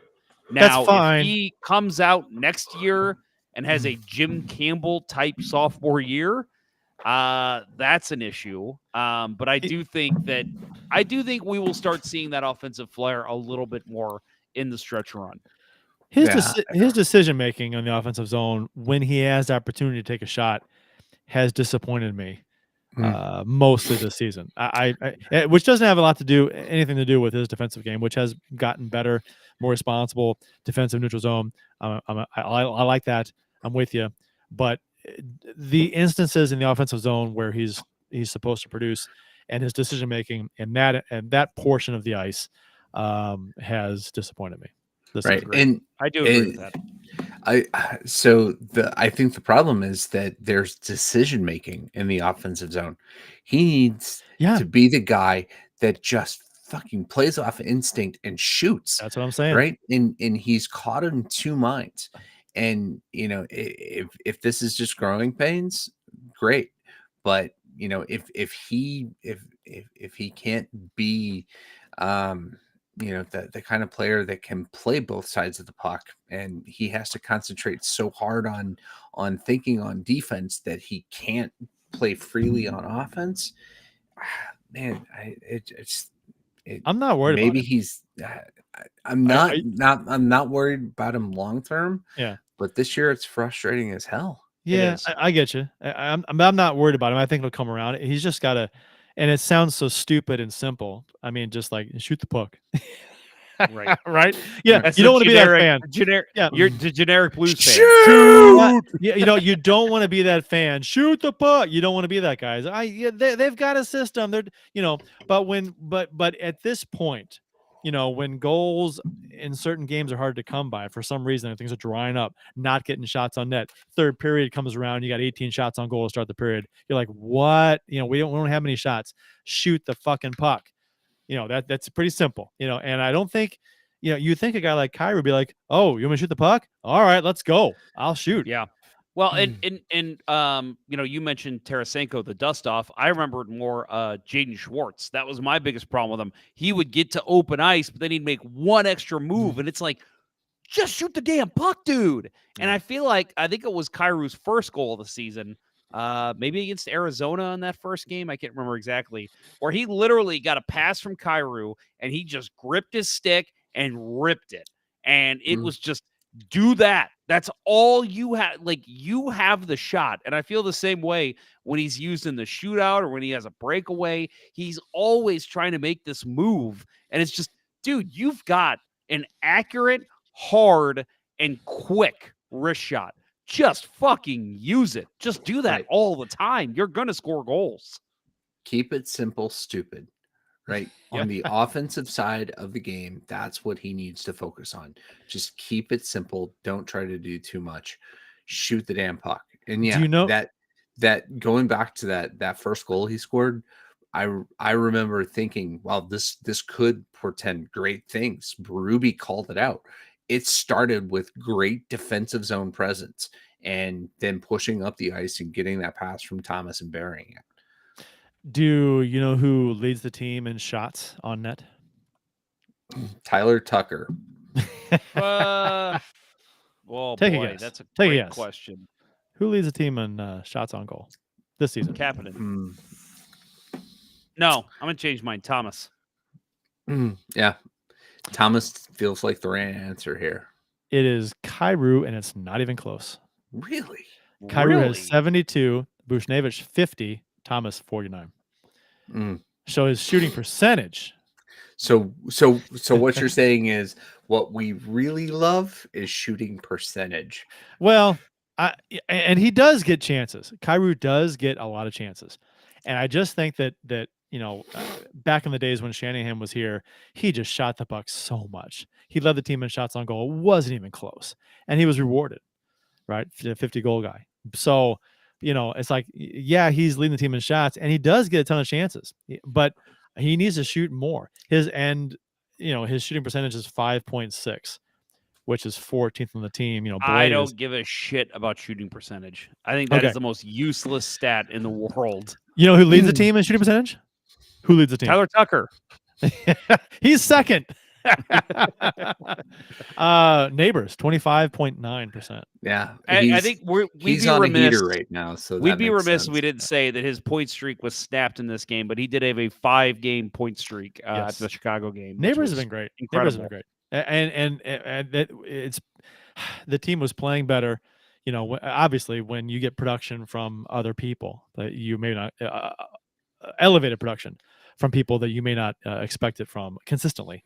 And if Neighbors is more like the guy that we've seen recently from here on out in his career, he's a fantastic player. I think I said it early in this season, but I think even as early last year, I think the team kind of said, okay, Neighbors is a bottom 6 guy at this point. Like, he's not going to develop into what we were hoping he would be.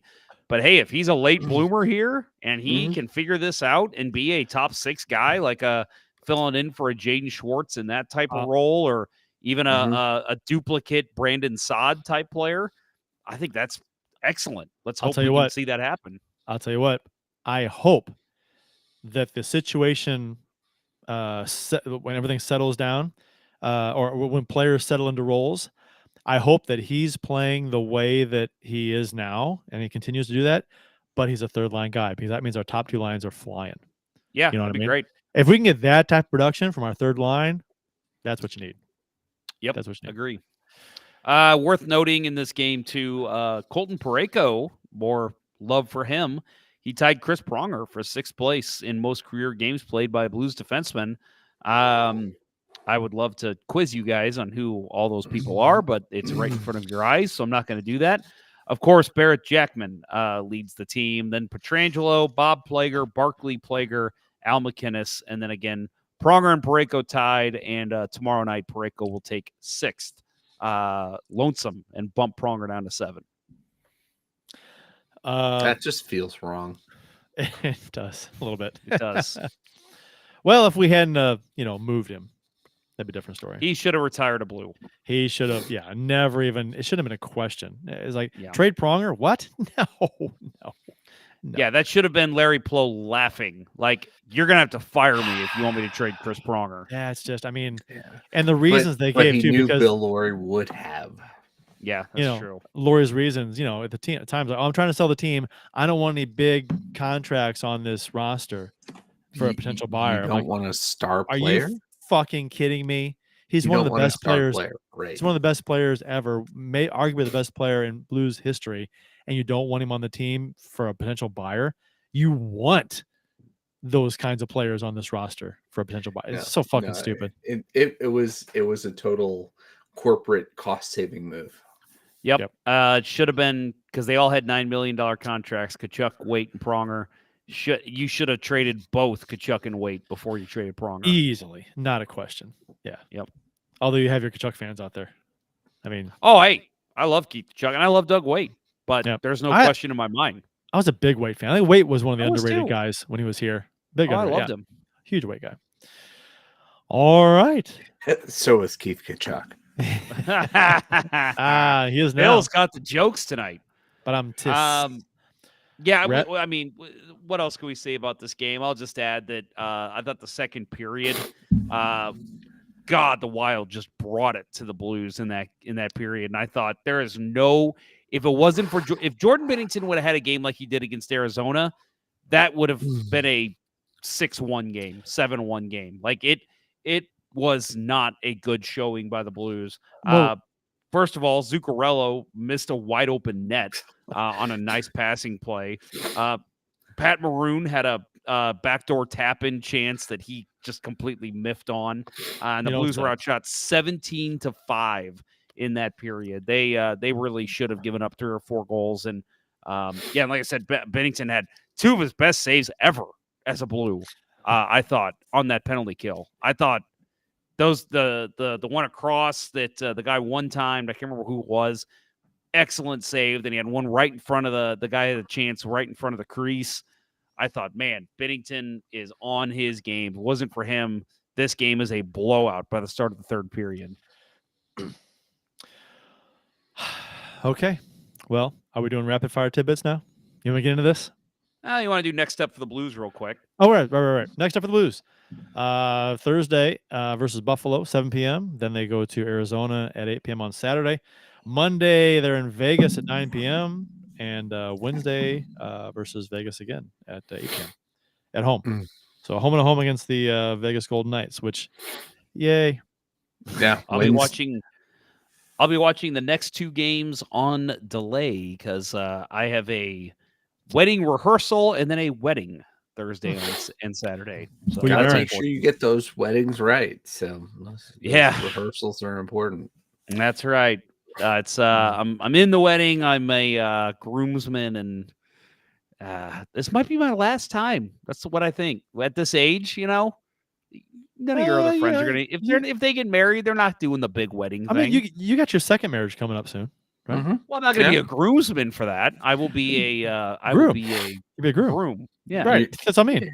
I almost said bride. I guess it could be that too. Your second marriage, you're definitely going to be the bride. Yeah, probably. I think you're right. All right. So yeah, I guess we'll have a show next Tuesday. We haven't talked about it, but so we'll have. That seems right. Yeah. So between now and our next show, Buffalo, Arizona, and Vegas. So yeah, fun. So we'll do a show sandwich between the Vegas games. It's going to be December, our next show. Yeah. That's weird.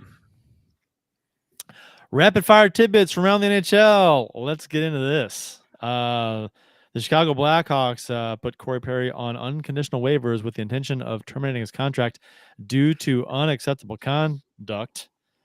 The Blackhawks said Perry engaged in conduct that is unacceptable and was in violation both of the terms of his standard player's contract and the Blackhawks' internal policies intended to promote professional and safe work environments.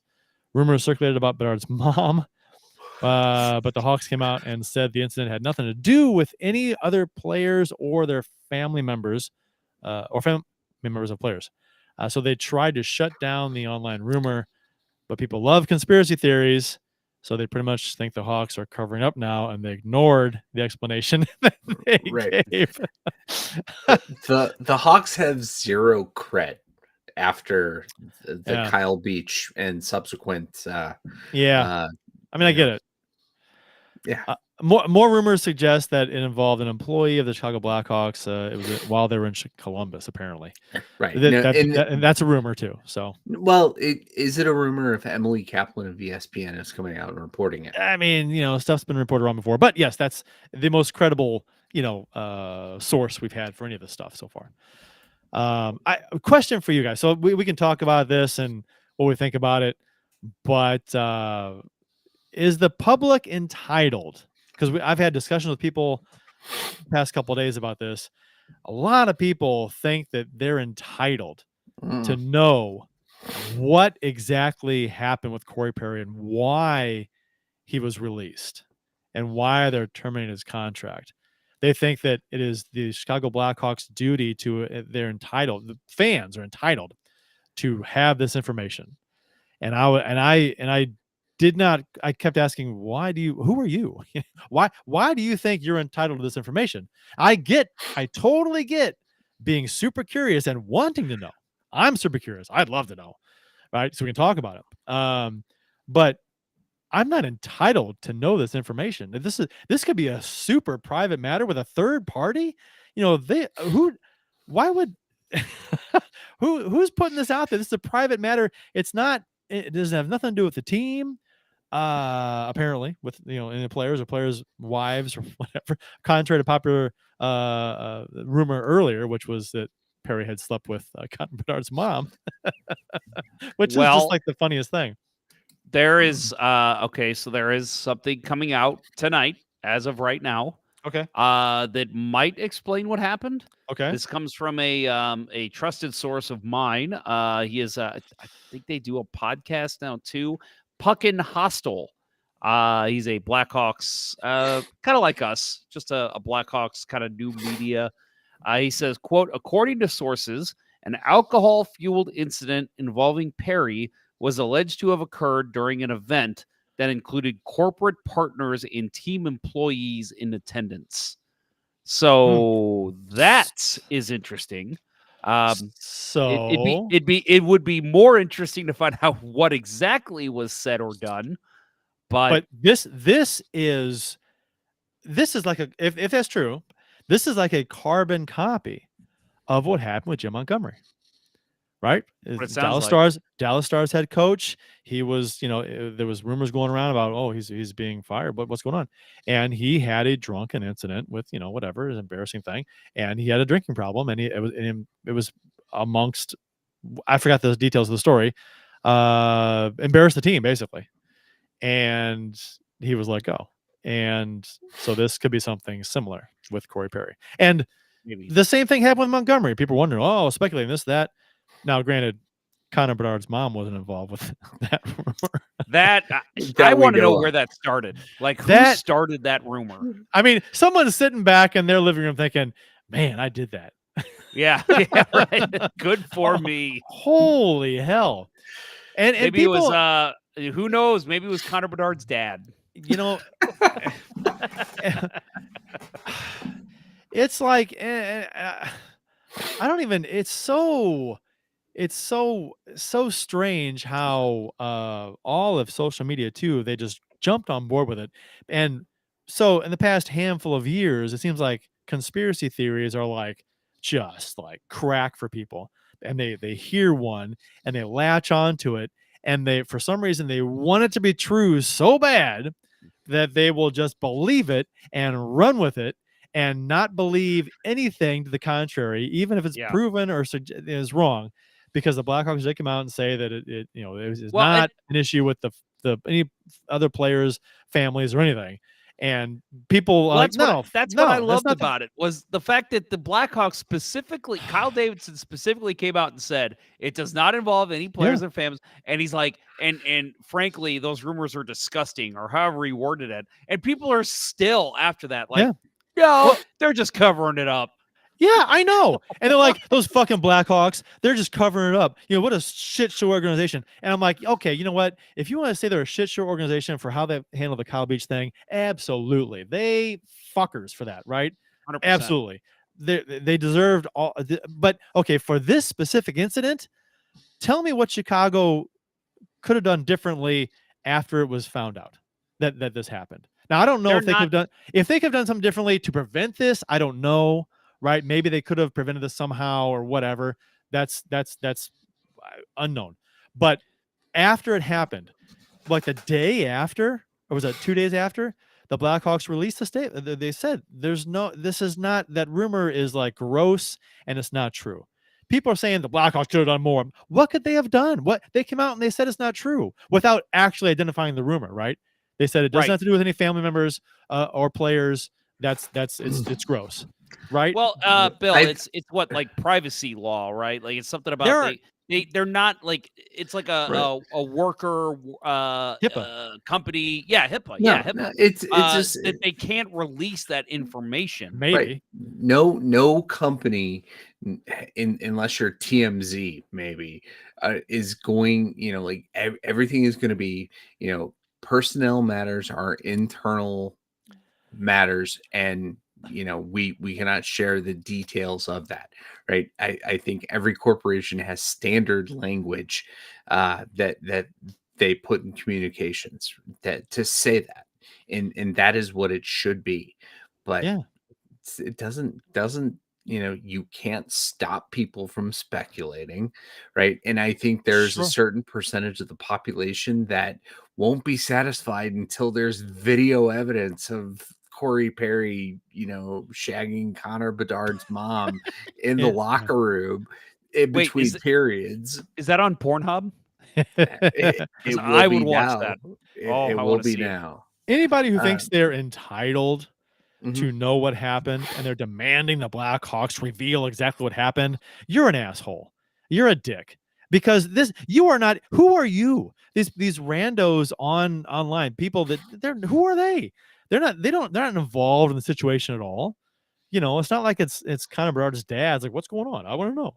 Well, he would be involved. And he'd be like, oh, he would deserve to know exactly what maybe I don't know, but Right.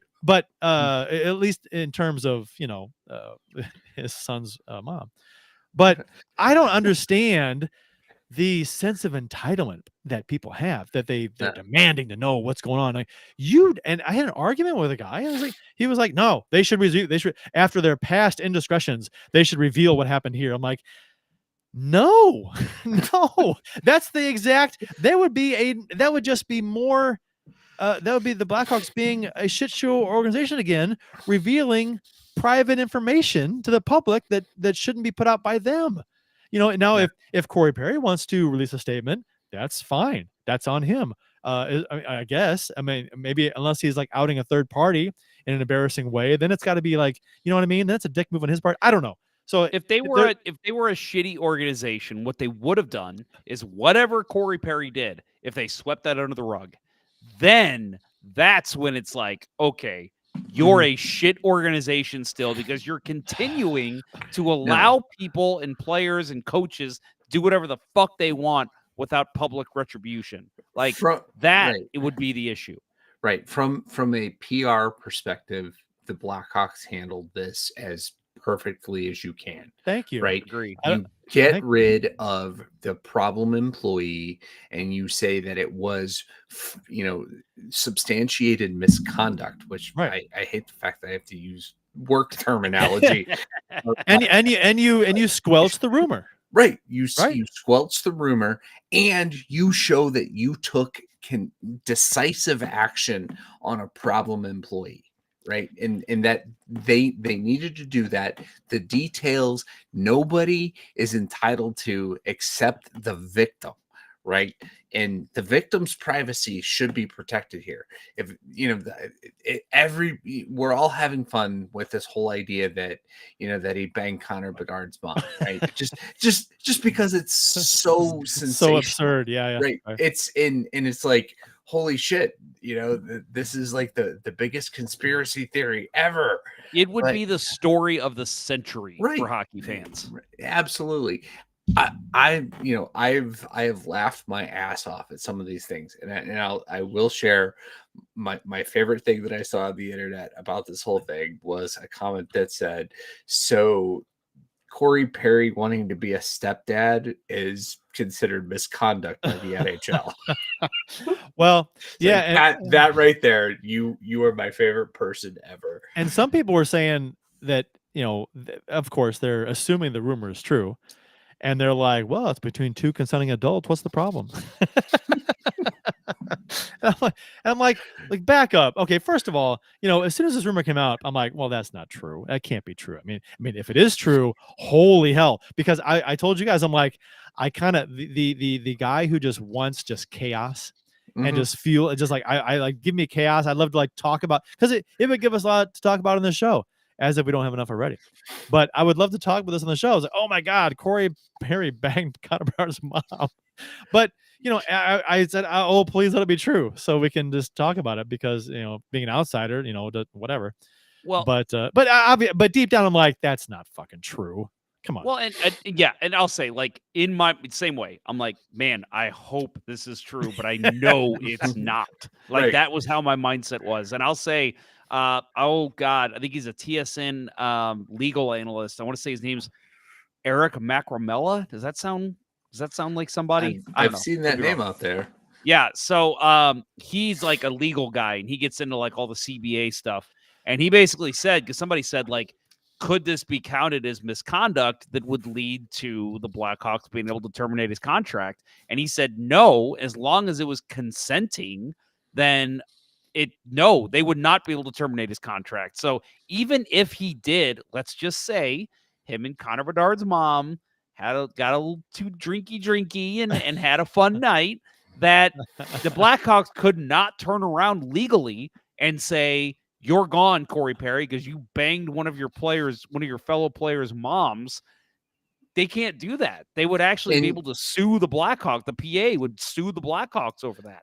No, that's not necessarily true, because if he violated team policies, if the team was structured enough to have a policy that says you couldn't bang your teammates' moms, who's going to write that into a policy? You can't have any kind of non-professional relationship with any other team member's person unless you are previously married family members, right?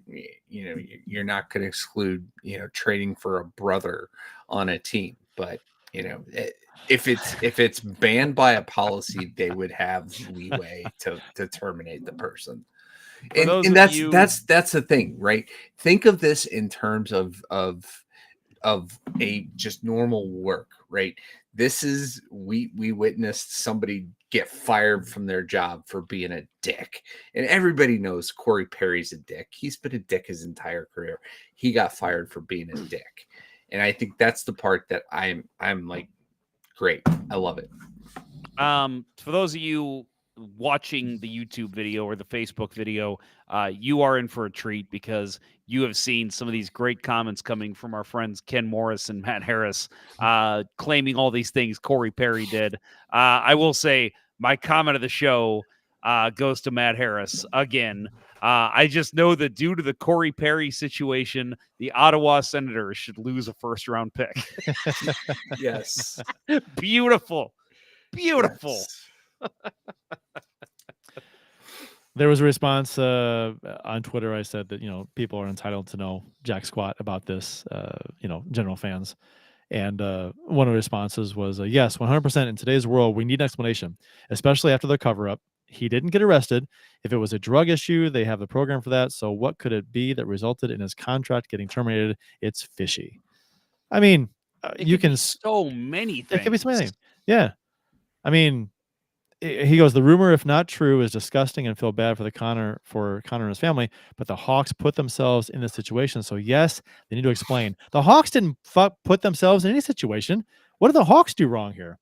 And they didn't do anything wrong. As much as I hate to admit that, the Hawks have handled this, like Bill said, as well as they possibly could. People are lumping this in with the Kyle Beach thing. And it's like, no, you can't say because they mishandled Kyle Beach, they have to disclose all the private information from this. No. The Hawks, Rocky Wirtz is dead, right? He was kind of the last link to it. Stan Bowman's not part of the organization. Joel Quenneville's not part of the organization.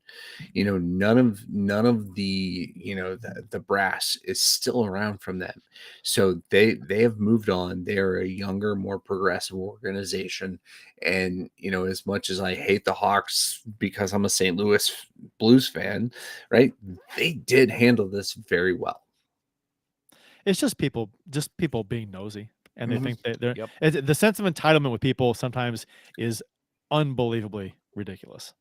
Like, you're not entitled to shit with this. The information of this, I mean, if they want to, if Corey Perry wants to come out and release a statement or whatever, that's on him.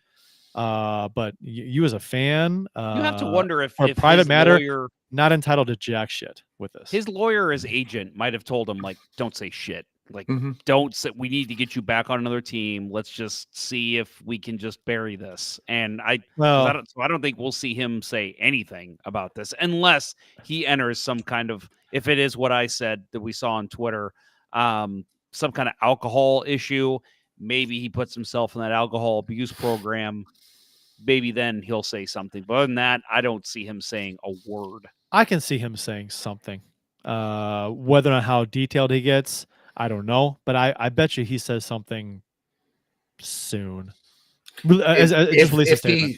If he says anything, it's I was drunk. I embarrassed my family. I apologize for that. Right. It'll be something like that. The Blackhawks will never say anything, and they don't have to, because No, that's they the don't. thing that I think people just don't understand is the NHL, the Chicago Blackhawks, they are a business. It's the same thing if you do something stupid at a Christmas party for your job and you get drunk and let's say you bang the copy girl, I don't know, on company property, and they fire you. That'd be like that company posting on Twitter, we just fired employee X because he banged our copy girl.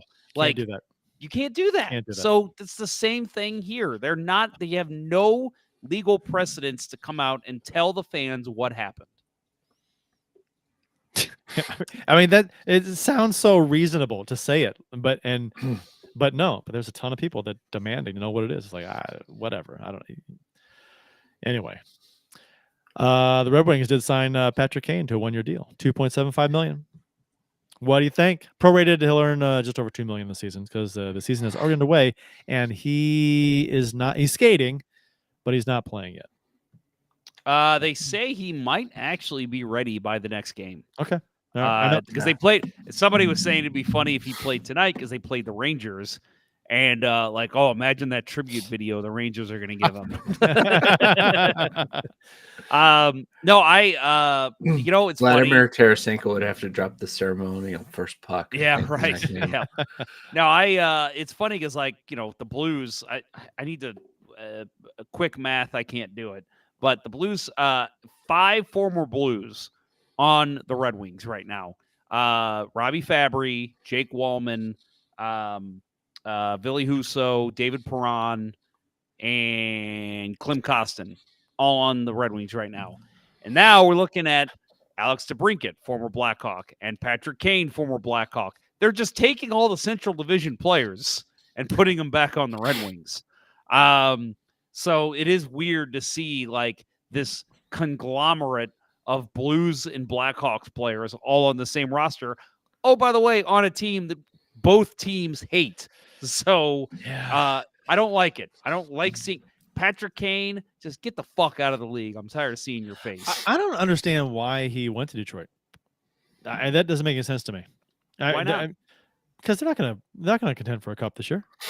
Serious? No. You're a good team. No. They're not going to connect. No, they're not going to No, they could be a surprise team in the playoffs. I think.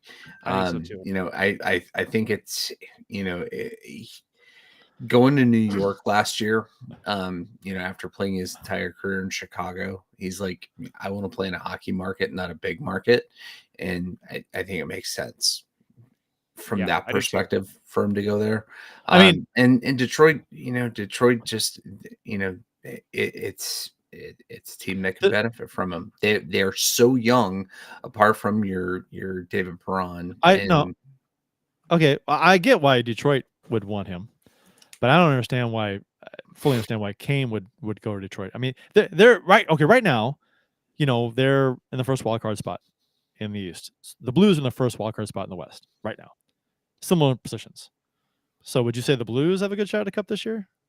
I think it's different. I think it's a much different situation in Detroit.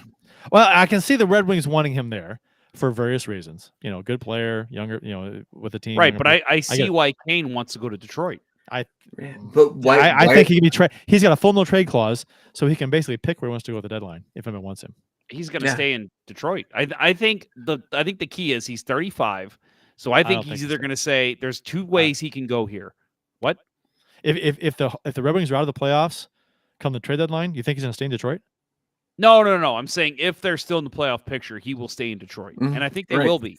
I think they'll at least be battling for a spot. Right. Okay. But my point is, they're not a legit cup contender this season. But listen, here's what I think. Why does he have to go to a cup contender? He's done all that. I'm just saying he can do whatever he wants. But I'm just saying, it's kind of surprising me. I think typically players later in their career, they would go to a team that has a legit shot at a cup. I think the way he looks at it is one that only a few teams are interested because only few teams could pay him the money he wants. 2.75. 2. Yeah, it's not a whole lot. It's a dead cap era right now. Yeah, I know, but I mean, you could wait. Not a lot of teams have that. If you wanted Patrick Kane, you can make it work. It's not that. Yeah, It's not a but ton of money. the Red Look- Wings were the ones that were willing to make it Okay. work, so it worked. Look, So and I think I'm- that what they're doing is, I think for him, he's looking at it as this is a good upstart team, and I can inflate my numbers a bit with this team, and maybe next summer I get a 2 or 3 year deal, either playing with Detroit or playing with somebody else, and maybe it's a contender, maybe it's not. I think at this point he's just thinking, I want to play out my career. I'm not done yet. I'm coming back, and I'm going to play with Detroit, a good upstart team, and I'm going to have some good numbers with them. I think that's what it is for him. And I'm glad he didn't go the emotional rah-rah, I'm going home to Buffalo. Right. I Right. think this is not the right point in the career for that. Yeah. I think if he does that, it's got to be, his second last year.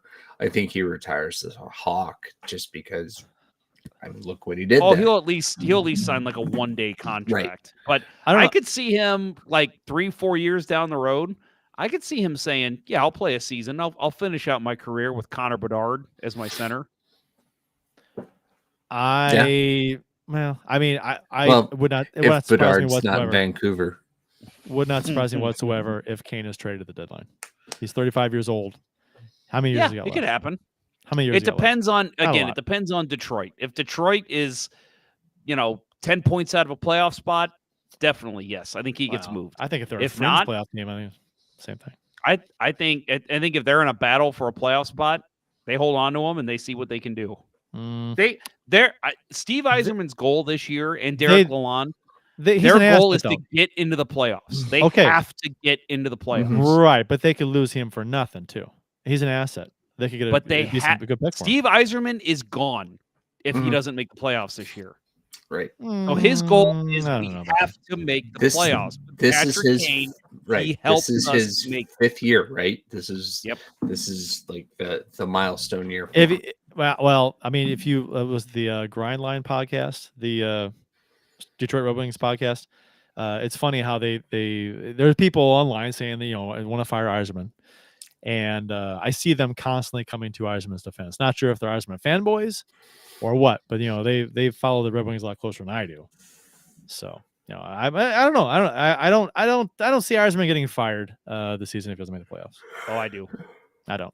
No, I think don't. I think ownership expects him to make playoffs this year. I don't. No, I think they do too, but I think he gets the extra runway because he's Steve fucking Yzerman in Detroit.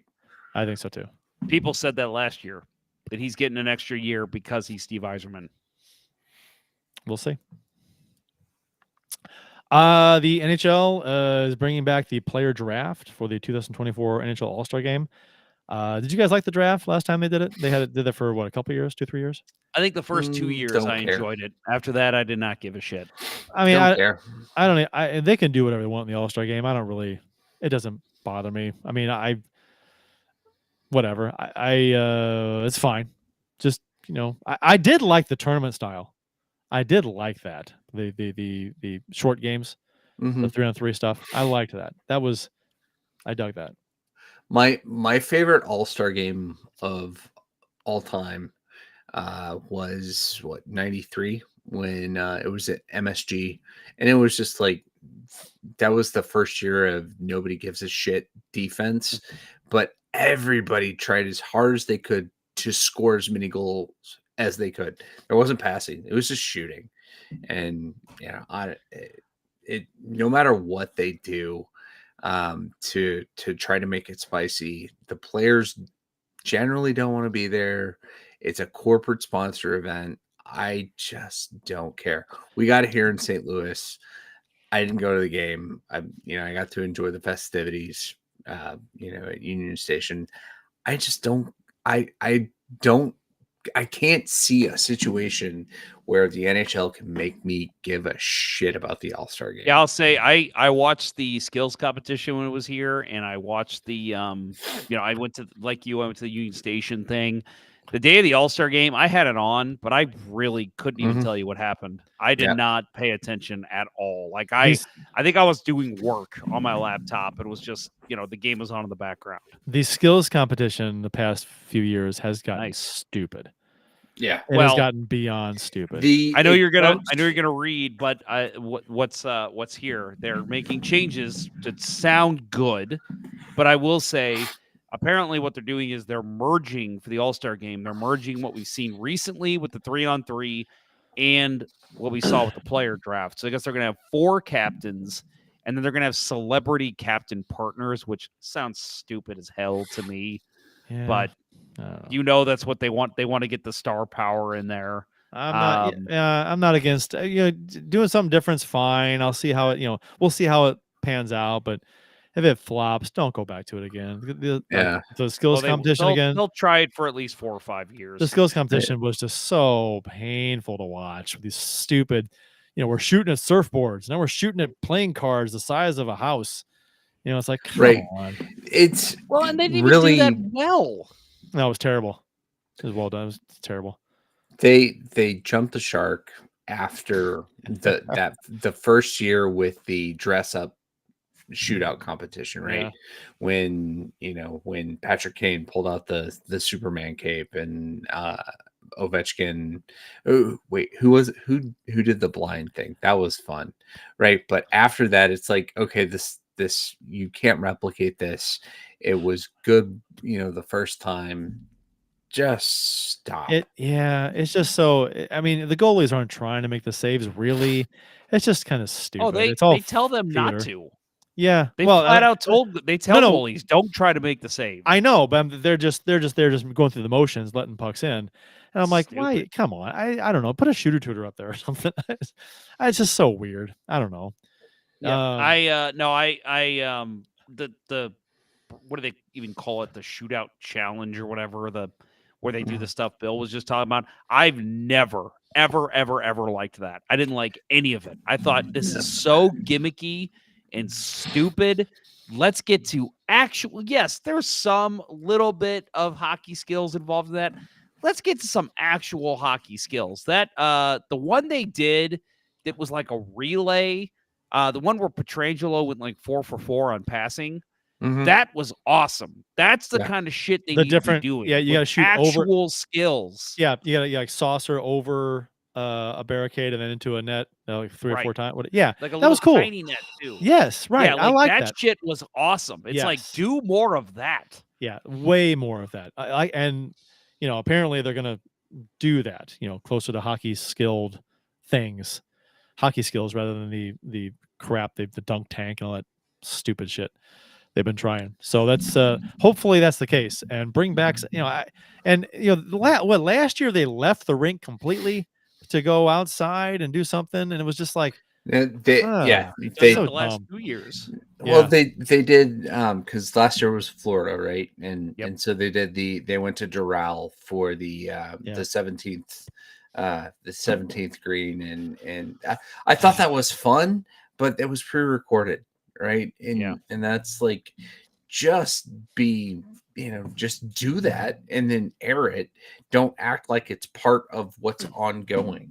And I heard that like the experience in the arena was crazy too, because like they would announce like, oh, we're going to do this next, sit in your seats and stay tight. And then it would like flash to something on the screen for 20 minutes. Mm-hmm. And people in the arena are like, what the fuck? I'm sitting in my seat watching the feed on the scoreboard. Like I came here, I bought a ticket. I want to watch shit on the ice. Like, it's just, it's been poor the last couple of years.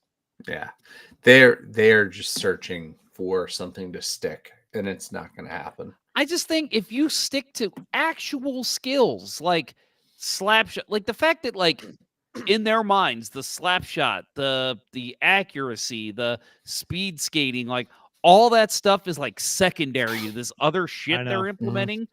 That's the stuff people want to see. Like the only stuff I remember fondly are like, oh, remember when Roenick went 4 for 4? And remember when McKinnis beat Roenick? Bork was the guy. Bork. Oh, it was Bork. Yeah, sorry. Roenick did it, when McKinnis but Bork was first. Yeah. Or even like, remember when Zdeno Chara, to use a not blue, 108? Like, Jesus, that's the shit I remember. I don't give a shit about the rest of this stuff. Right. Ala Frady, right? He was the guy. Missing 103.4. Yeah. I mean, he looked like the terrorist guy in True Lies. Oh And God, yeah, the skullet. yeah, the skullet. And yeah, do that for an hour. I would rather see everybody just try to shoot it as hard as they can for an hour Well, than have to suffer through some of this gimmick and shit. this might get too expensive for the NHL to do, but like here's my thought on this, and I've said this I think on the show before. For hardest shot, get the 8 hardest shooters in the NHL, not just the All-Stars. Get the 8 hardest shooters out there. For fastest skater, get the fastest 8 skaters in the NHL. For accuracy, get them like make it a whole Right. league event. And Right. that I think is how you can make this way more exciting. And I think that's where they were trying to go with it when they were doing every team does your local skills competition, and whoever wins that goes to the All-Star game. They did that, 1 or 2 years in the 90s. Go back to that. That's fun. Oh, dude, But- I went to the Blues first one they did. I think it was like 99 or 2000. Right. That was incredible. We had so much fun at that. Yeah, I thought for sure Scott Pellerin was going to get fastest skater. Oh, yeah. Yeah, or just take the top, have every team do their own, and take the top 6 guys or 8 guys, whatever, and just take them. Yep. One from every team. Well, would be they've kinda got hard the to- analytics now. Like, just go by like, Oh, yeah, hey, and the most consistently fast skater has been these top 8 guys. Let's take Yeah. them to the All-Star game. Yeah, but typically guys aren't. Yeah, I know what you mean. I get you, and that would be interesting. Yeah, actually, yes. Take the analytics from the games themselves. Hardest shots, fastest skaters. Yeah, that'd be interesting. Right. Yeah, Nick like, I remember- Leddy would be there. What's Yeah. that? Nick Leddy would be there. Nick Leddy would be as there.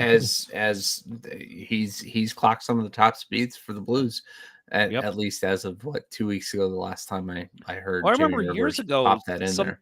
somebody saying that Curtis Foster had the hardest shot in the NHL, but we'll never know because the NHL will never actually clock his shot. And it's like, bring that guy to the All-Star game. Just let him be an extra shooter. Why not? Yeah, And it's just, that's conspiracy the kind theory. of stuff we'd love to see. Right. They broke his femur so that we wouldn't ever get that opportunity. Probably the most horrific in-game injury that I can remember I in the don't- last 20 years. Yep. Apart from people, of course, getting their throats slashed, but Right. All right. Anything else, guys? We're gonna wrap it up here. I think that'll do it. What a great show this was. You want me to do closing, or you want to get it? Oh, I got you. I All got right. you. All right. First of all, just want to say hello to our friend Kyle Beaver over on Facebook. Old high school friend of mine jumping into the show. So good to see you, Kyle. Thanks for tuning in. He lives in Colorado, but he's still a Blues fan. So good man. Good man. We love you for that. Support for Let's Go Blues Radio is brought to you in part by ID Life, the world's only truly personalized vitamin platform based on a health assessment of your DNA. Visit rockinthatidlife.com for more information. That's rockinthatidlife.com and get 10% off by emailing Dustin at rockinthatidlife@gmail.com and tell him Let's Go Blues Radio sent you. And by Mike Burgoyne from Real Brokerage Realty. Email him at mike@strikewithmike.com or call him at 314-753-4060 today for all of your home buying and selling needs. That's mike@strikewithmike.com and 314-753-4060. That will wrap up episode 8 of season 13 of the original St. Louis Blues Hockey Podcast, Let's Go Blues Radio. Thanks for listening, and thanks to those who participated in the YouTube and Facebook live chats during the show. We hope you enjoyed it as much as we've enjoyed bringing it to you. For Bill Day and Kurt Price, as well as the off to Dallas producer Austin, I'm Jeff Ponder, and this was Let's Go Blues Radio. Until next time, everyone, let's go Blues. let's go Blues. Let's go Chucky Sideburns. Turn on this Washington LA game. Dude's played a hell of a game. Ah, he's great. Love him. You aren't entitled to jack squat. Let's go Blues. Nice. Very nice. Very nice.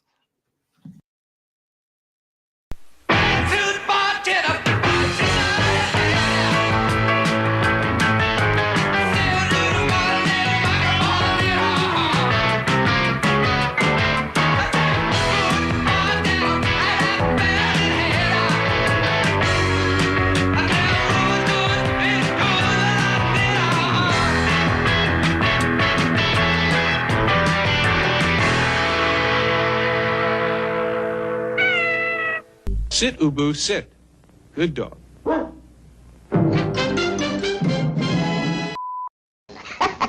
You thought I was going to say son of a bitch, didn't you?